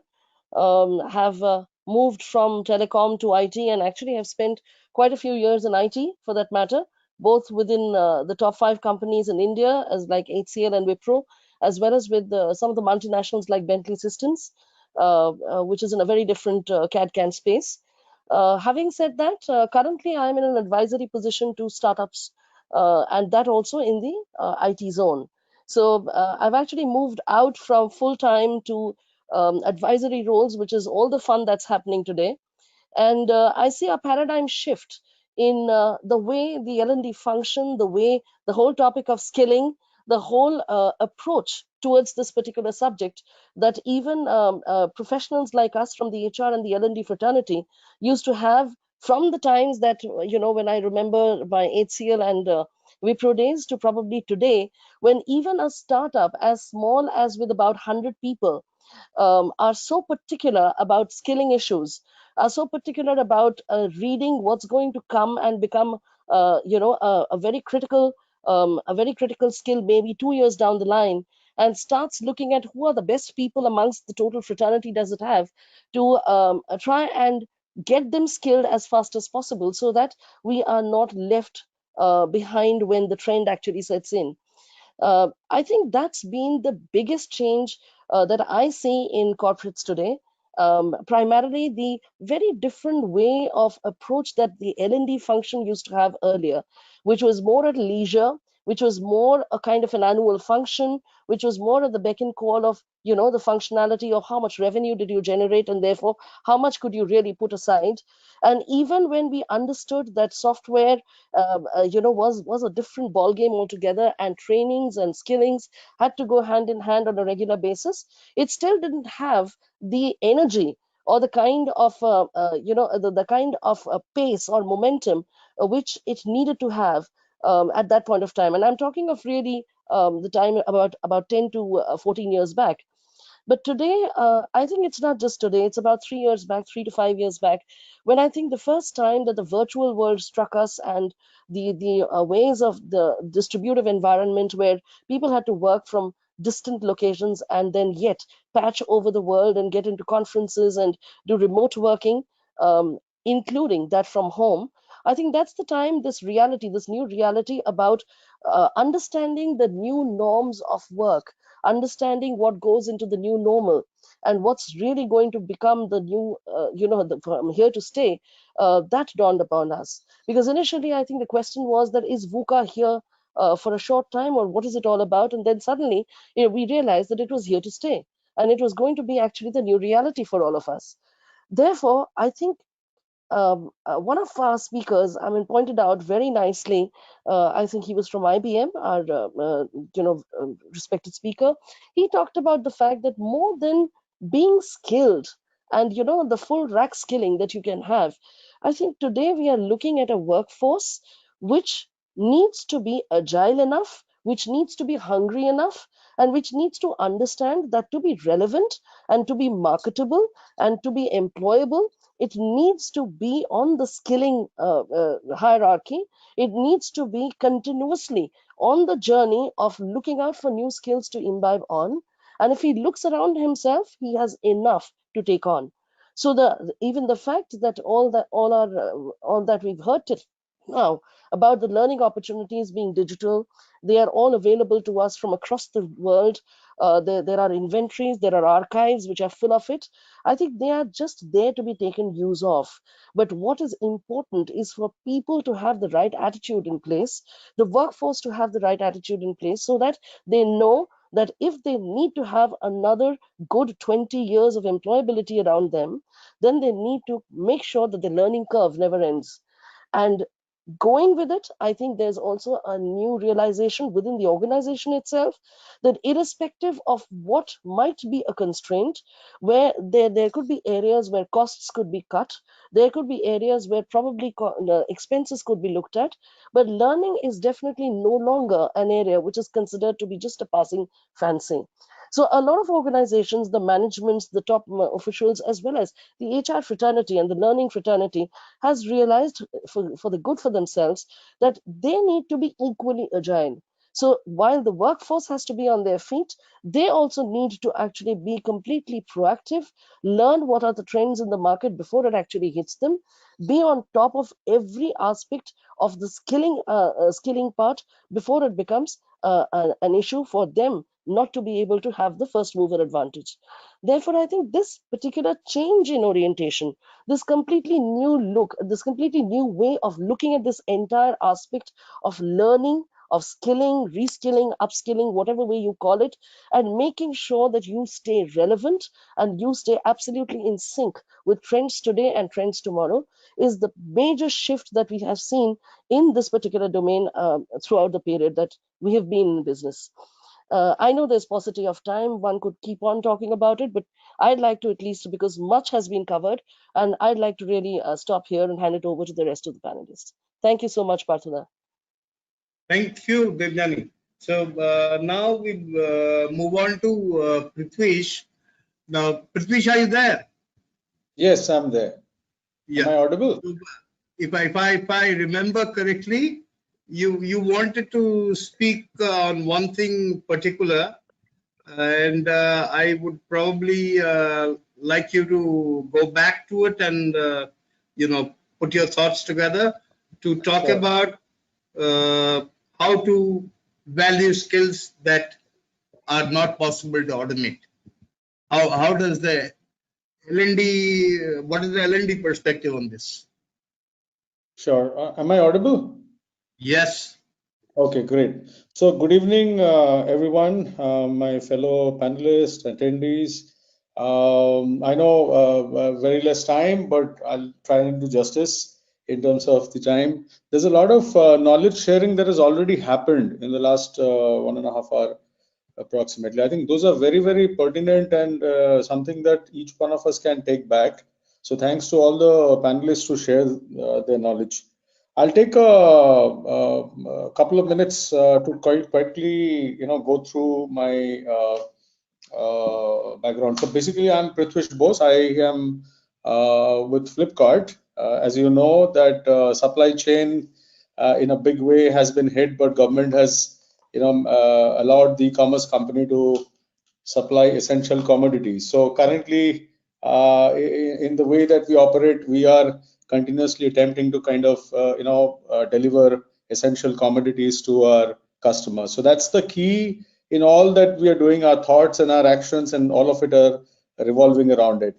So having said that, we also have a futuristic plan in place. So basically, what we are looking at is the fact that business continuity has never been so important, okay, as much as it is now. So possibly that's a fact because, when we deal with our customers, right from the warehousing to our delivery hubs, all these are places require continuous operation, right?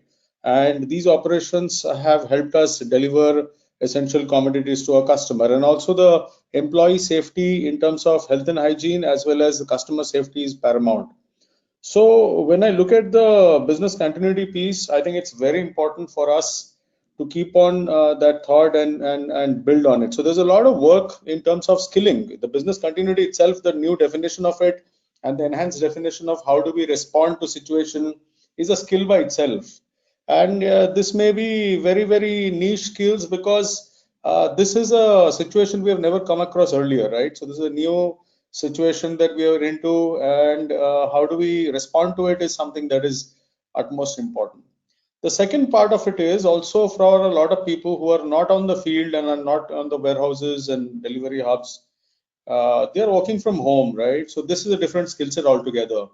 So how do I compose myself? How do I build the resilience? How do I maintain, the balance is something that is very important. So that's another skill that we have looked at. So from a strategic point of view, if we were to really put together a plan for future skills and to look at a lot of things that we want to do, I think now is the time to prioritize and say, okay, do we want to do 10 things as a skill building and reskilling activity, or do we want to really focus on a couple of things which becomes of utmost importance? This, I think, has become a lot more engaging thought amongst leaders in the fraternity and in the industry. The other thing apart from this is, I think what's really important is that the employees have taken up a lot of ownership.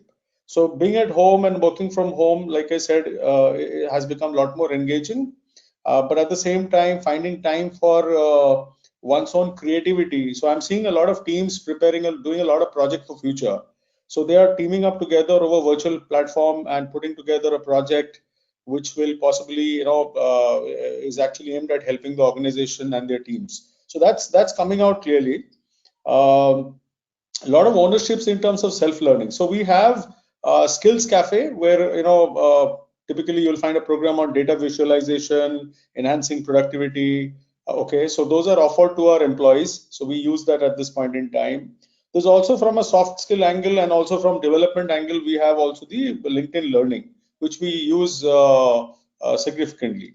So that is something that we do. And then there are curated learning programs which we do, which kind of we are also looking at it. Okay, so having said that, I think I'll limit myself to the timeline. About a couple of things that come out clearly is that the way that we have engaged this scenario of COVID-19, I think is a phenomenal one. So we are already into the one and a half month, 2 months nearly, and especially the last 1 month has been extremely challenging for us and the team. The plan that we have put together is also, like I said, very categorically around how do we ensure that each and every employee, be it line managers, be it somebody who's on the front line, be it our backend support teams of IT, accounts, administration, whichever teams, how do we continuously engage in doing what we do best? That is something that we really look at, and as we go by, as things settle down a little, I think we would be in a better position to articulate for ourselves the priority and for the next 2-3 years to come. Okay, and that possibly is going to help a lot. That's my limited take, Partha. Thanks. Thanks a lot. Thanks a lot, Prithvish. Jaya, you are there. Can you have you? Yeah. So basically, Jaya, from a pure L&D professional's perspective, how do you think the company should be going about this entire process? In the sense, there's a huge pressure on the budgets, right? And there is a huge redundancy that is becoming visible. So keeping both in mind, how is the L&D professional handling the entire? Okay, so thank you very much, Partho, for having me on the panel and this opportunity to share our thoughts around how L&D has evolved and addressing this basic question about who's going to be paying for all this upskilling that is so much required. I think I'm going to do justice to the panelists to follow and stick to my 5 minutes. I think what we've managed to hit correctly, rather the tone that we've hit in Cognizant correctly, was this exercise that we did for the last 18 months or so, where most of our learning consumption, which used to be in a ILT form, we were able to move that 92% to an e-learning version. Now that was possible only because of the sponsorship that we've had from the business leaders. We've also been investing quite a bit on empowering both the learner as well as our trainer fraternity. So when I say that, this is also part of the whole who's going to pay for the skilling response, because it will not happen unless there is sponsorship that's coming from the business. And that requires alignment with business goals. It requires alignment with their SLAs or their KPIs, which are usually revenue, its cost of delivery. So how is the learning going to impact both of these? Now, given that we have been in this situation, it did not really impact our learning because, like I said, 92% of consumption was anyways online. What it is calling to attention is the fact that we have to focus on both. It's not just niche skill. We as a L&D team are catering to the needs of 70,000 employees across the globe. And our requirement is not only to skill or niche, it is also to build awareness and remove the fear that exists of what digital means. Digital until now meant job losses. To the BPO industry, this comes at a huge cost. So how are we going to handle this fear? Use this as an opportunity to skill our resources. Now, there is a lot when we talk about niche skills. It's multidimensional. It is not one single skill. And when we have resources who worked in this industry for more than 20 years, they come with a lot of domain expertise. Domain expertise that is essential for us to drive innovation. They come with personal mastery. They're able to reflect, they see patterns, they see trends, all of which is absolutely essential if we are to have some bit of creative collaboration happening, which is at the base or is the very foundation of driving innovation. If you're able to do all of this, I think skilling will pay for itself. To a large extent, mass skilling sees returns in the long run. But when we do the niche skilling piece, and link it to action learning projects, a lot of which means that you have to apply what you've learned. It is mutually beneficial. Beneficial to the learner because it stays longer, they have applied what they've learned, and also beneficial to the organization because what they have invested comes back to them through those innovation projects as an outcome multiple times. Every project that we've taken up as the L&D team within Cognizant has been linked to an ROI.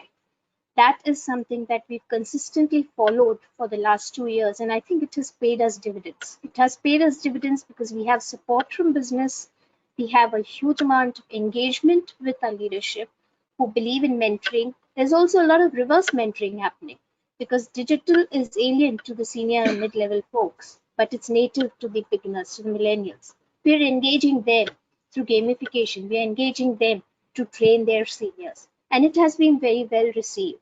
So those are some things that I wanted to share, Partho. And if there are any questions, I'd certainly love to take them. Thanks a lot. Thanks a lot. Thanks a lot.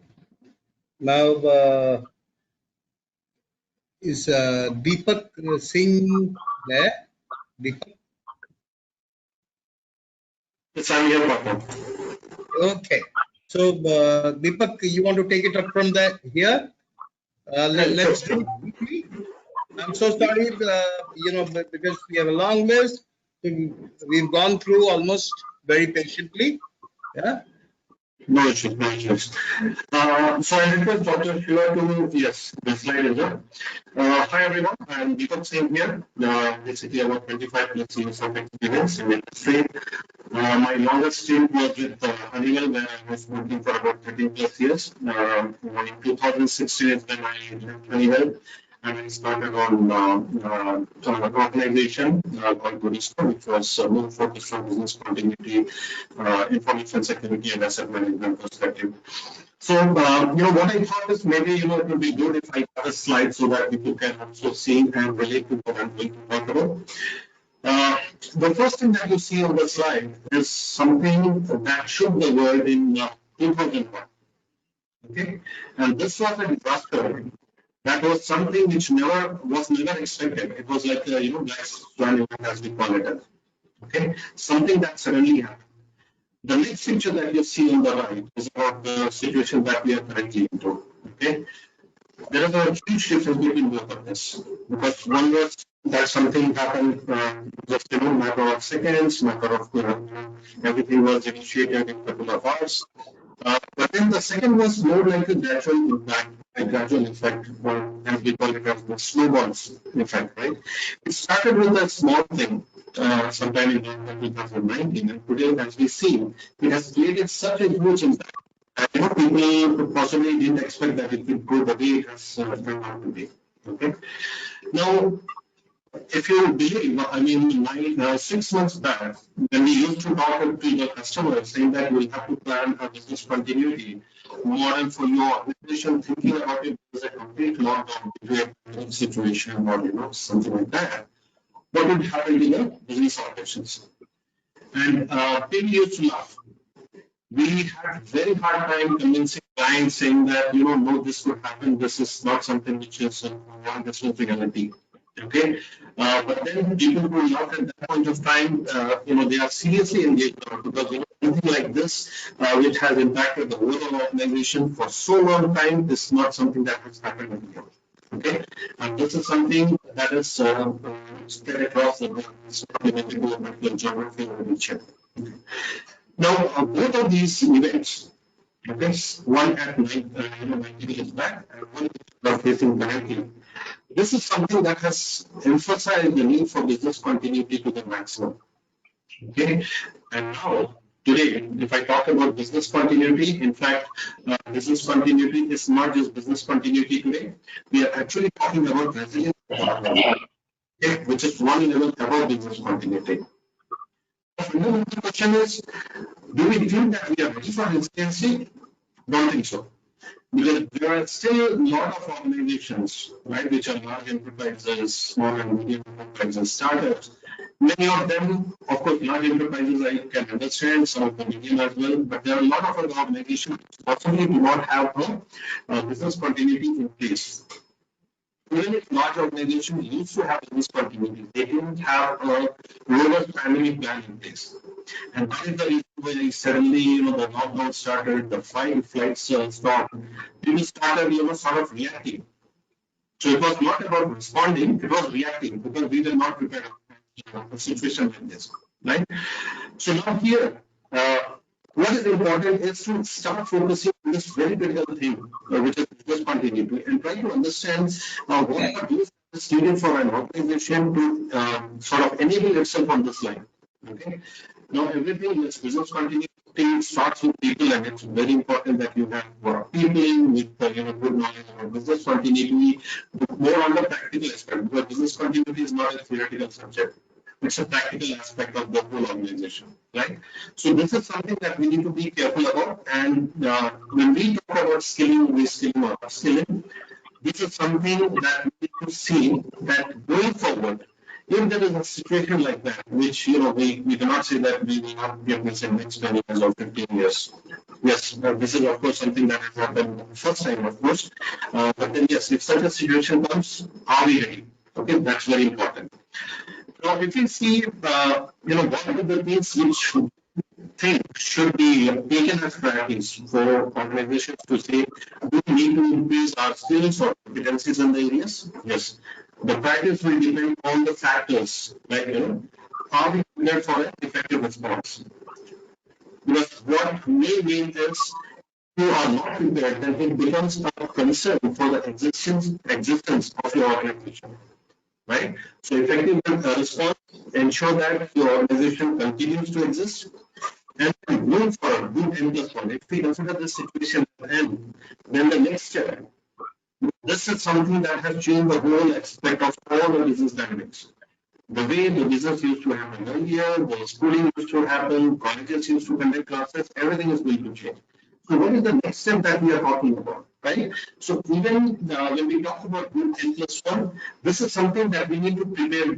We need to be prepared for going forward, okay? Which will include all aspects of your people and skills, the premises. You may not see any longer, companies having very big buildings with so much infrastructure, right? Maybe people will say that okay, maybe 50 to 60% will continue to operate out of home always. Okay, and the balance 40% will be in office, and there will be some sort of rotation or shifts, right? Important is to ensure that you are able to continue your business operations in these situations, in N+1 situation. What are the technologies that are going to help you? Okay, this is again very important. And to enable all these things, we need to have proper policies. So a lot of HR policies need to be redefined, the security aspects of the companies, all these things, the policies and the processes may have to go through a major revamp, I would say. Okay. And of course, stronger BCM is something that will be required. So people or the organizations who have not thought about it so far, they need to be really careful about this because existence will be in doubt if this is not thought about. Now on the right side, there's a rectangle box that you see where we have multiple channels or doing this upskilling, free webinars going on. TCS has offered something, NASCOM, right? And through various channels. But the question is the pros and cons of this. Okay. Can we say that yes, this should be the new norm? Possibly yes, possibly no. But there are a lot of cons as well. So if we talk about pros for these aspects or this N+1, we talk about the traffic issue, stress will be reduced because of people they need to travel about 1.5 to 2 hours each time. Flexibility of working from home, yes, of course. Cost optimization, a lot of infrastructure costs may be reduced because people will not go to office, right? And also talking about the environment and the nature, yes, because we can see the impact, the positive impact that we are seeing on the environment and the nature, very important. But quickly looking at the cons, do we think that this model of remote working is not going to hamper our professional, personal, and emotional connections with each other? Yes, it will impact. Okay, the infrastructure, the security that you will have at home is not the same level of security that you have in your offices, right? And you can see a lot of hacking that's happening, a lot of fake links which is coming, and security is the issue. How about the backup power that you have at home? What is the reliability of the network that you have at home? What is the bandwidth for that, right? How is the VPN going to support if you have all the 10,000 employees connecting at the same point of time? So there are of course some cons. Teamwork and productivity is another big issue. I'm not sure, how many people feel that productivity is going to be the same. We seriously doubt about that because yes, there is a good impact to productivity, of course. The other concern is someone already talked about this in the beginning of the session. Work-life balance. Earlier we used to know that yes, about 5:36 or maybe 7 we just not Now that's not the case. Whenever someone calls, we have to get into the call and then discuss about the office work. Okay. Now, other important factor is the societal security. With we being inside the home, not entering the home, not in. We are not spending anything outside, much apart from our rations. So what happens to the society which was developed because we used to have some businesses of theirs because we used to come out, we used to give some business as well, one shop or tea shop or restaurants, hotels. There's a big impact that's going to happen to society as well. So that is something that we need to be careful about. Yes, bonds are there, but I'm sure that going forward with this all this money, there will be some balance which gets created out of this whole exercise and the whole experience. And this continuity, of course, will be looked from a different aspect. Pandemic, which was no longer of so far, I would say, not in focus because we could see the emergency response or the crisis management plans used to have just a small section about pandemic. But now there is a need for the organization to have a robust pandemic plan, possibly even running into a couple of pages, saying that how exactly we react or respond because we are prepared now. How exactly we do this if we have a situation like this going forward.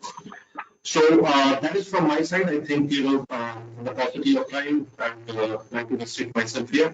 Thank you so much, Dr. Shiva, and thank you so much, Partho and the panelists. Happy to be here with you. Thanks a lot. Thanks a lot. Now we have Ramakrishna Buddha. He's the India Head Learning and Development at BT Sport Services. Rama, your perspective first as an L&D professional, and then what is happening in your industry. Sure. Thank you, Partho. Thank you. First of all, delighted to be part of this, virtual roundtable. I head L&D for VTS Fund Services India. Basically, it's a intertrust company. We are about located in 33 other places apart from India. I had about L&D for about 2,000 people here in India. So probably I will pick up the thread from where Pankaj and maybe Murli had was talking about. So COVID or post-COVID, what is it that we are doing? And probably I will try to dwell upon something around how do we as an organization, what is it that we are doing to prioritize skills during such times? Yeah. So when this whole thing hit us, and when we were trying to figure out all this work from home and what is going to happen and things like that. So what we did was we came up with a skill audit. We did something called as a skill audit. I would actually like to call it something like a learning continuity plan, much similar to a business continuity plan. So what we did was during the skill audit, what are the current skills that we have vis-a-vis what are the required skills? Could be like say during work from home, how do we add value to clients? How do we add bring in that value to the business? Or what are the skills that will be needed to handle such a business such scenario in a business continuity process? Or how do we keep this productivity level as is, right? Obviously there are a lot of clients who are not very clear about how this is all going to work or span out. And if not, at least minimize the disruption. So keeping all these as some major buckets, what we did was we kind of put all these skills in different perspectives. And then what we did was we created and rolled out programs for pointed programs for focus group teams, like teams which are handling BCP, teams which are handling project management, teams which are handling teams which are client facing. So we created all these simple digital learning and or 1 hour micro learning programs for to make sure that the workforce is more agile, or they have at least an agile mindset, right? And obviously create value in this new norm or in this new hyper connected workforce and client, right? So I'll just in the interest of time, probably I will just give you a few examples or rather a couple of examples on the major thing that we're looking at is, something very important, which even I think Pankaj and Murli were putting the focus on, was around people skills, right? I mean, in such times, people are the major assets, and they play a major role. So let's say, for example, in a normal traditional setup, in a traditional workplace setup, if I have to gather information, I'll just walk up to my colleague, or I'll just walk up to my next peer and just get that information. But now in this new norm, I mean, how do you gather information, where people are scattered remotely, and how do you effectively do that over a video at least, or at least over a VC?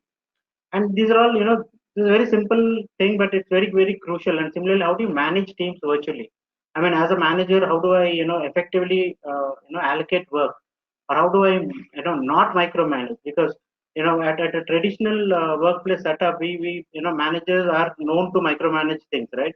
But in a remote setup, how do we not micromanage and give people their space? So these are some of the critical skills that during our audit, we thought of prioritizing them first, and then we started using tools like Yammer in a big way, and then we are then leveraging our internal experts, like Pankaj was actually highlighting it in terms of how senior leaders can be leveraged for coaching. So we are that's where we are looking at. And uh, if you ask me how learning has changed, in this era, I think we are looking at more from a level 3 and level 4, where we are looking at behavioral change in such times, and then and how can organizations improve their performance, and move beyond the level 1 and level 2 of learning. So that's where I would like to place.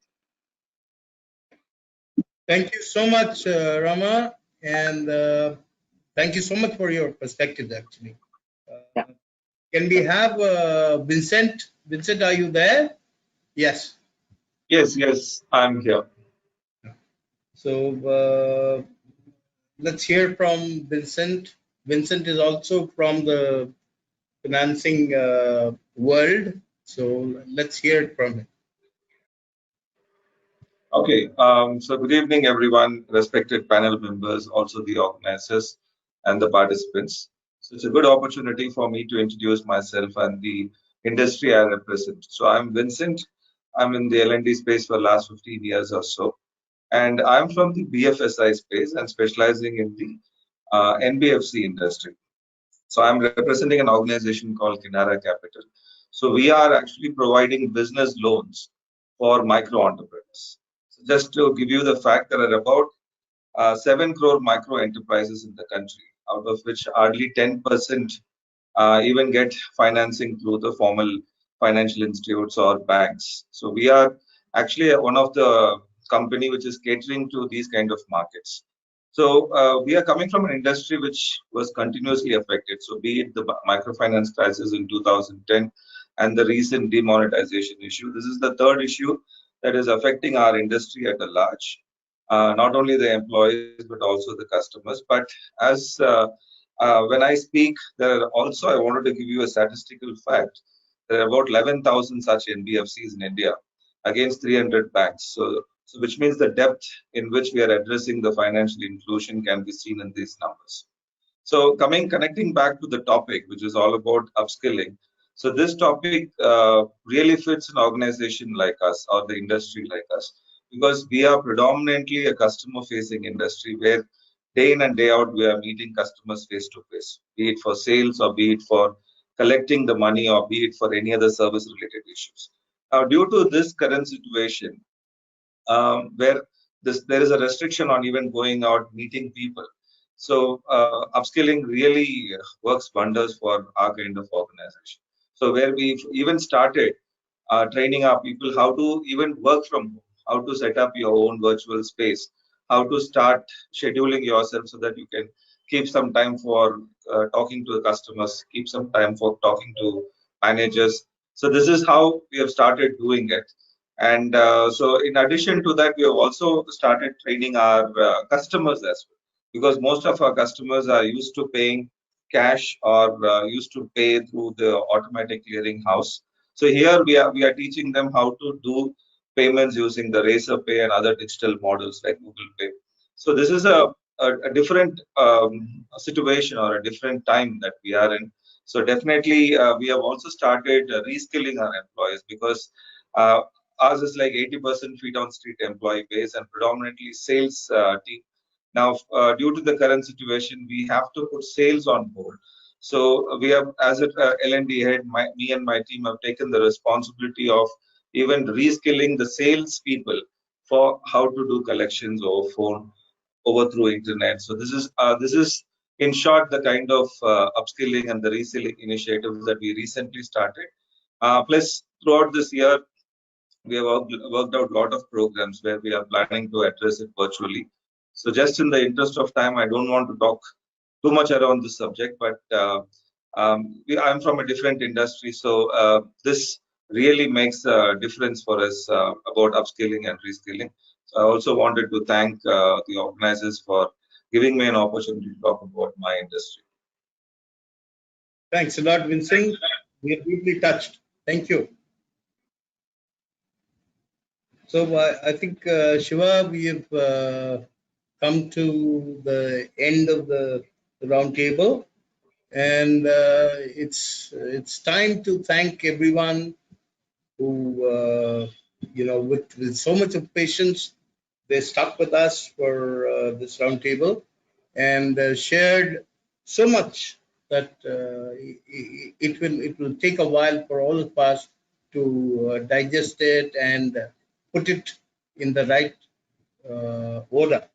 So I think it's been a very, very enriching discussion. And your closing remarks, Shiva? I've got three questions from the audience. Since we have exceeded the time, what I would do is I'll put it in the group. Distinguished speakers, share your perspective, and then we will revert back. Yeah, Shiva. Yes. Hello. Sangram. Yes. Is it Sangram? Yeah. Hi. Yeah. Sorry, I couldn't. I joined from the audio. I'll not take much time because we are too late, and I'll just like to give things which were not spoken. Just a quick things what we did. Interesting one, and I heard 2-3 words which are very key to me during the whole session. Was okay. Before I just quickly jump onto the 3 words. My name is Sangram Sipawar, and I'm in this field last 26 years. And I've worked in manufacturing organizations. I did a lot of high-end consulting across the globe, leading practice for Satyam on business transformation, change management, organizational change management, and I've done a lot of work on HR and OD space, and again OD now. In the field of in IT industry. So a quick one. I'll just take 2 minutes here. I heard 2-3 words which really appealed to me, and that's where the whole model is moving towards. One is the relevance, which is very critical for all the organizations, people as an individual. Okay, there's a huge disruption which has gone into space, and people are struggling. Organizations are struggling. Customers are also struggling with the business. The whole ecosystem is disturbed. So in this kind of situation, what is that relevance we're talking about, right? That is one question, big question mark in front of us. Second is, what is the pull and push factor which we can create in the organization, which will motivate people to acquire higher skills, new skills, reskill or upskill themselves. And what is in it for me at the end of the day, right? So as an individual, as an organization, and as a whole ecosystem, what people are trying to figure out and what's in it for me, how I should move ahead, and there's huge identity crisis today. What we are trying to see, people are trying to really figure out what to do next. Because fortunately, we came up with a beautiful framework. And I'll talk about the framework because I'll not get into the technology pieces and all those areas. But which really is a pivotal framework for our learning and OD to be based upon. The framework talks about the overall skill and knowledge and domain. So it only focuses on that, and we have tried to cluster this framework into three buckets. One was into the invest cluster, where the organization wants to move into, where organization want to really invest, which are the digital technologies we want to look into, and what customer wants. And then what customer demands is very important at this point in time, and how we can improvise, our customers' life, and how we can make customer for life now. This is a big question. So, what are those skills and knowledge areas? What are the core skills and knowledge areas which are giving us business today also, and what are the relearn areas, wherein technologies and the skills might become extinct. So all these clusters are totally aligned to the demand and supply in an overall services space of IT services space, what we have designed. And that gives us a niche where it brings that push and pull factor in the organization. And the punchline what we use in the organization is, you are CEO of your own career.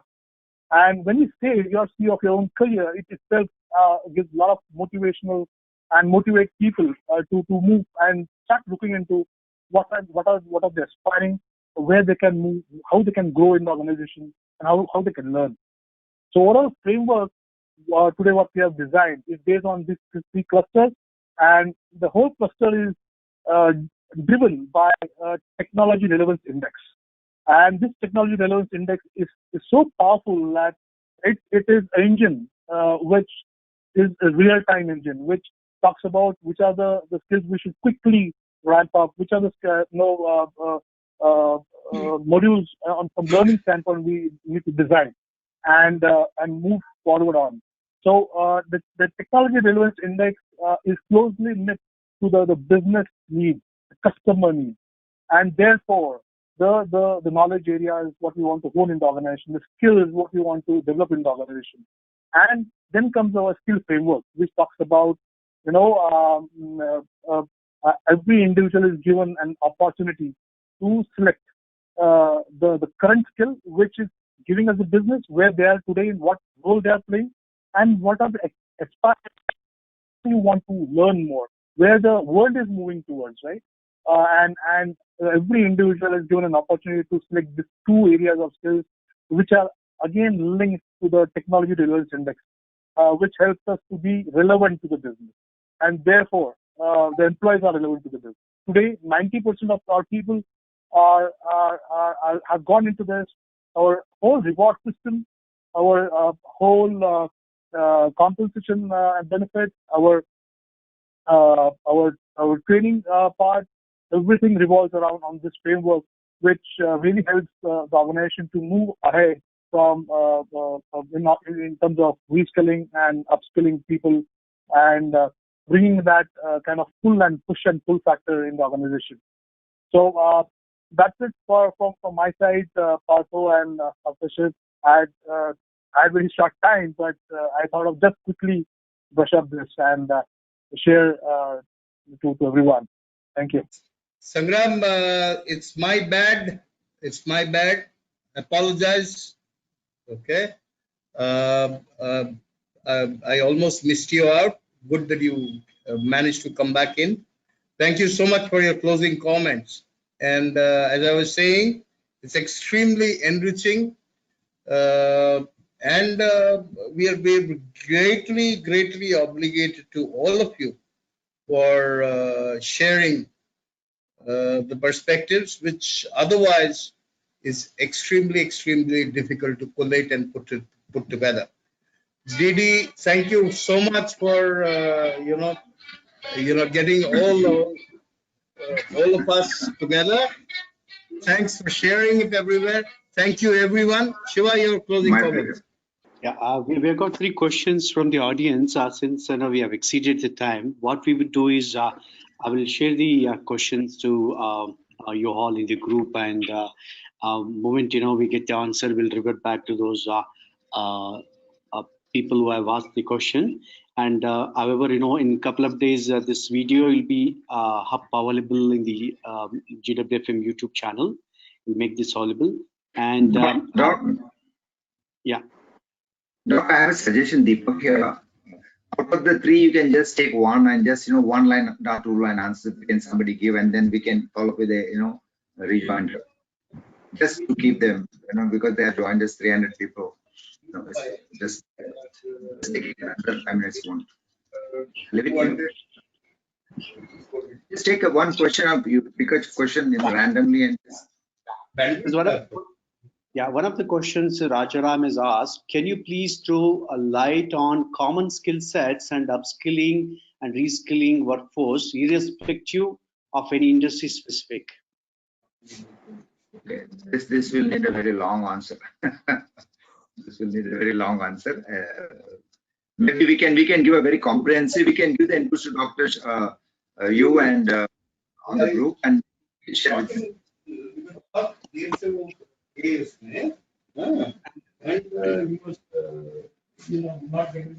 And we have second question. What are the key? What are the three key initiatives which can be picked up by HR function at this time of outbreak? Can I add one? The others panel can add. Number one is don't wait to pick up anything right now. We need to reach out. Number one, to get them connected, engaged, make sure what we're supposed to do they're enabled right now, right? And as you go along, subsequently, I think as things improve, we can add on to the list. But right now, there's a lot to be done in terms of connect, showing the love, taking care of them, genuine care, enabling them. Make sure the life is as usual for them, both at office work as well as from the home. That is one thing we need to do. I'll just add to what probably Deepak just said. I think one of the key things that HR needs to do is understand that the old norms of engagement, as we used to talk about in terms of employee base, is passé now. I mean, it's the employee experience which is today vastly different. And dealing with employee experience is a very different ballgame from dealing with employee engagement.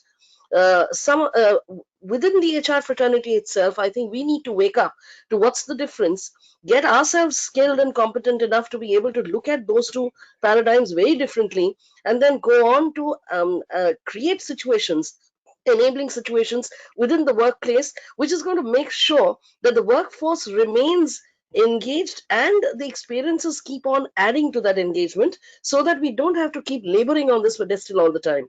I think that's something for the HR fraternity to take away. Right. Sounds good. Well said. Yes. Very well said.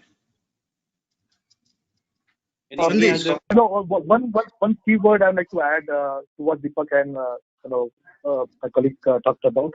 We need to be more empathetic in this kind of situation. I go back to the basics, brilliant basics. We are dealing with human beings at the end of the day, and those human beings who are going to drive our business.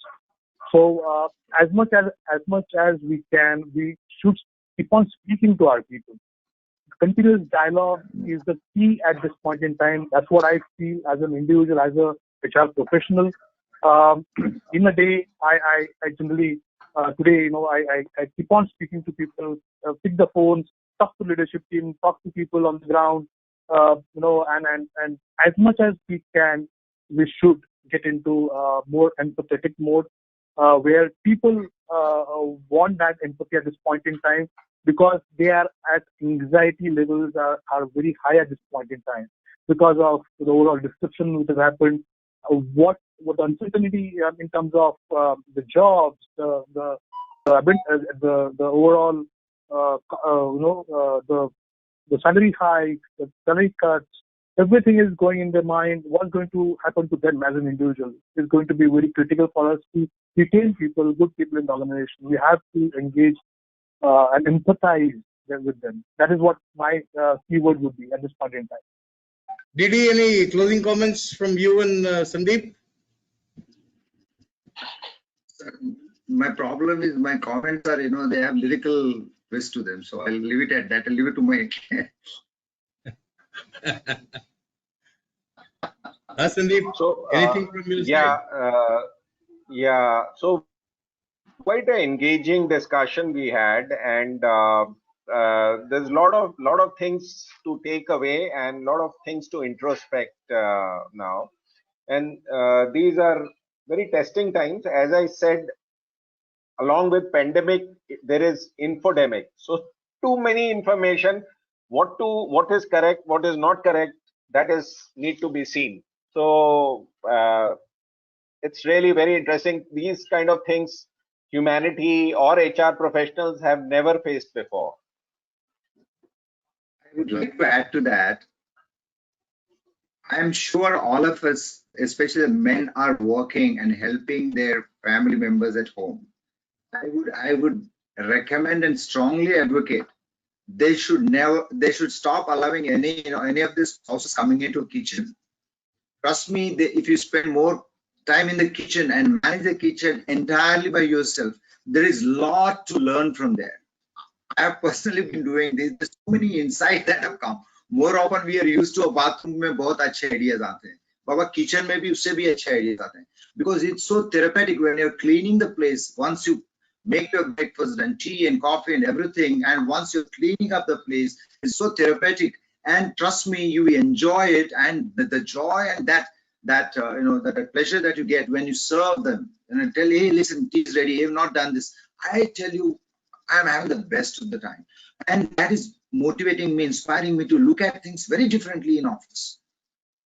Trust me, you give them time. I think this is a great time, and the more we engage and passionately do whatever we are supposed to anyway do, and there's a lot of mountain of passion that is there which you need to really tap it. Wonderful. Wonderful. Thank you. In fact, I'm very fond of cooking, so I'm getting all my opportunities now. So also for people who are on the wrong side of 60s, we have sleep disorders to handle, and cooking at odd times is almost it gives you a very very calm sleep that you managed one more day. Anyways, gentlemen, ladies, wonderful to have you all with us today, and thank you. Thank you for the opportunity.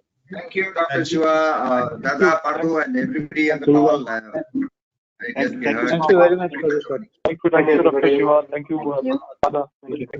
Compared to 300 plus members joining, wonderful. Excellent. Yeah, that's a great number. We'll share the questions on the group so that we can individually respond, and we can keep on adding as we get more insights. We can continue the conversation there. Yeah. Hi, hey, Kaustav, thank you so much. Thank you so much, Kaustav. Thank you so much. Bye bye. Bye bye. Bye bye, guys. Thank you, sir. God bless you all. You're in pleasure. And the fight is on, and we'll, there is no other option. We have to remain, positive, and we'll be victorious. That's the only option. Yes. Thank you, Partho. Yeah? Thank you, The Shiva. only And way thank you is- all learned colleagues. Sarji, thank you. Thank you so much, Sarji. Bye so bye. much. Thank you. Thank you. Thank you. Thank you so much. Thank you, guys. Bye-bye. Thanks, Judy. Thanks, Thank you, Sandeep. everyone. Thank you, Shiva. Thank you. Bye-bye. Thanks. Bye. Good to have you. Yeah. Thank you so much.